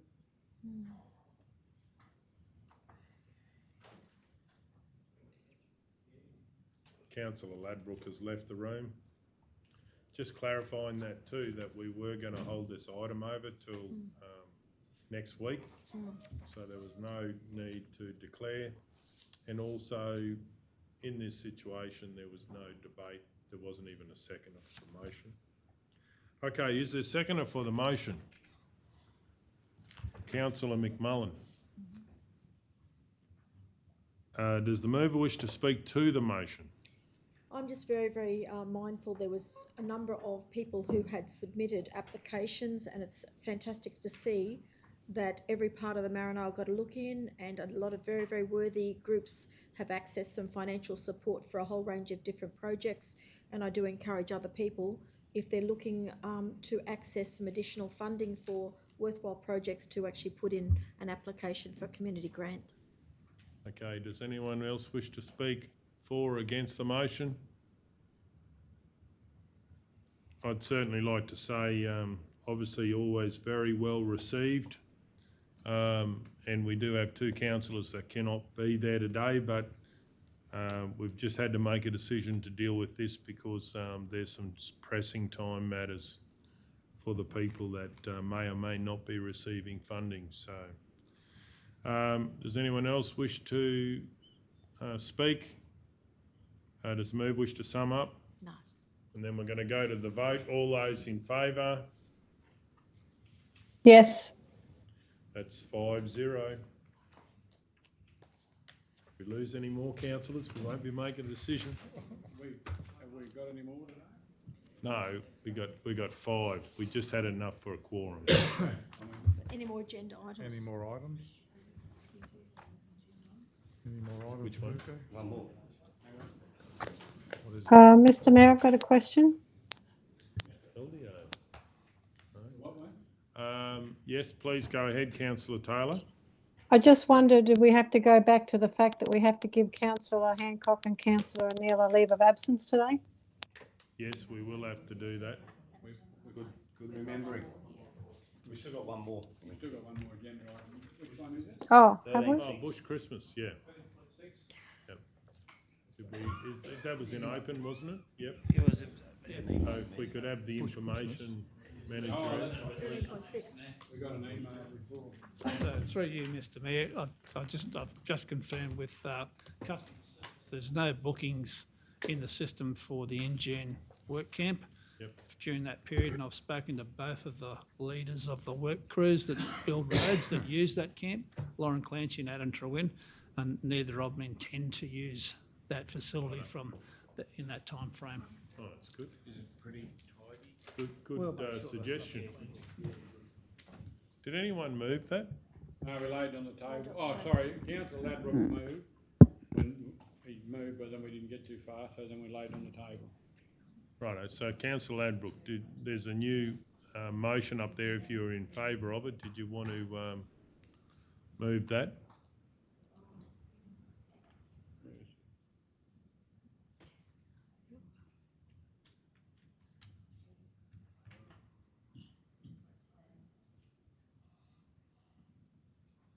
Ladbroke and Guthrie is what I got.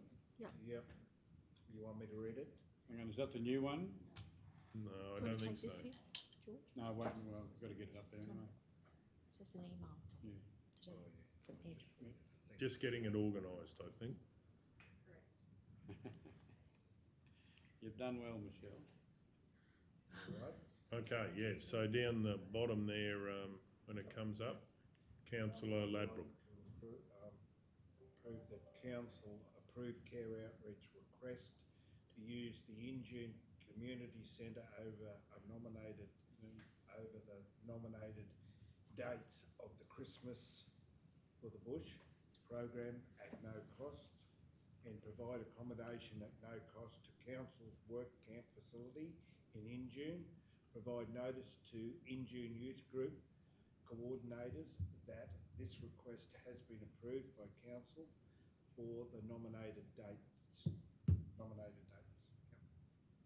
Okay, do we have a seconder? Councillor Guthrie, any opposition? Does anyone wish to speak to the motion or against? Then we're going to go to the vote. All those in favour? Yes. 7-0. Is there any further business? Leave of absence. Beg pardon? Confirmation of minutes. Can we leave that? I'm going to adjourn the meeting. Can we leave that? Just in case the other councillors have got some questions.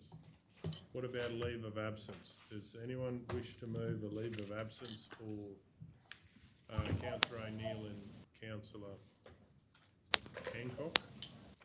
Happy to do that. Please go ahead. I'd just like to move a motion that we grant a leave of absence for Councillor Hancock and Councillor O'Neill that are in Mackay representing Maranoa Regional Council. Okay, do we have a seconder for that motion? What was the resolution? I couldn't hear it.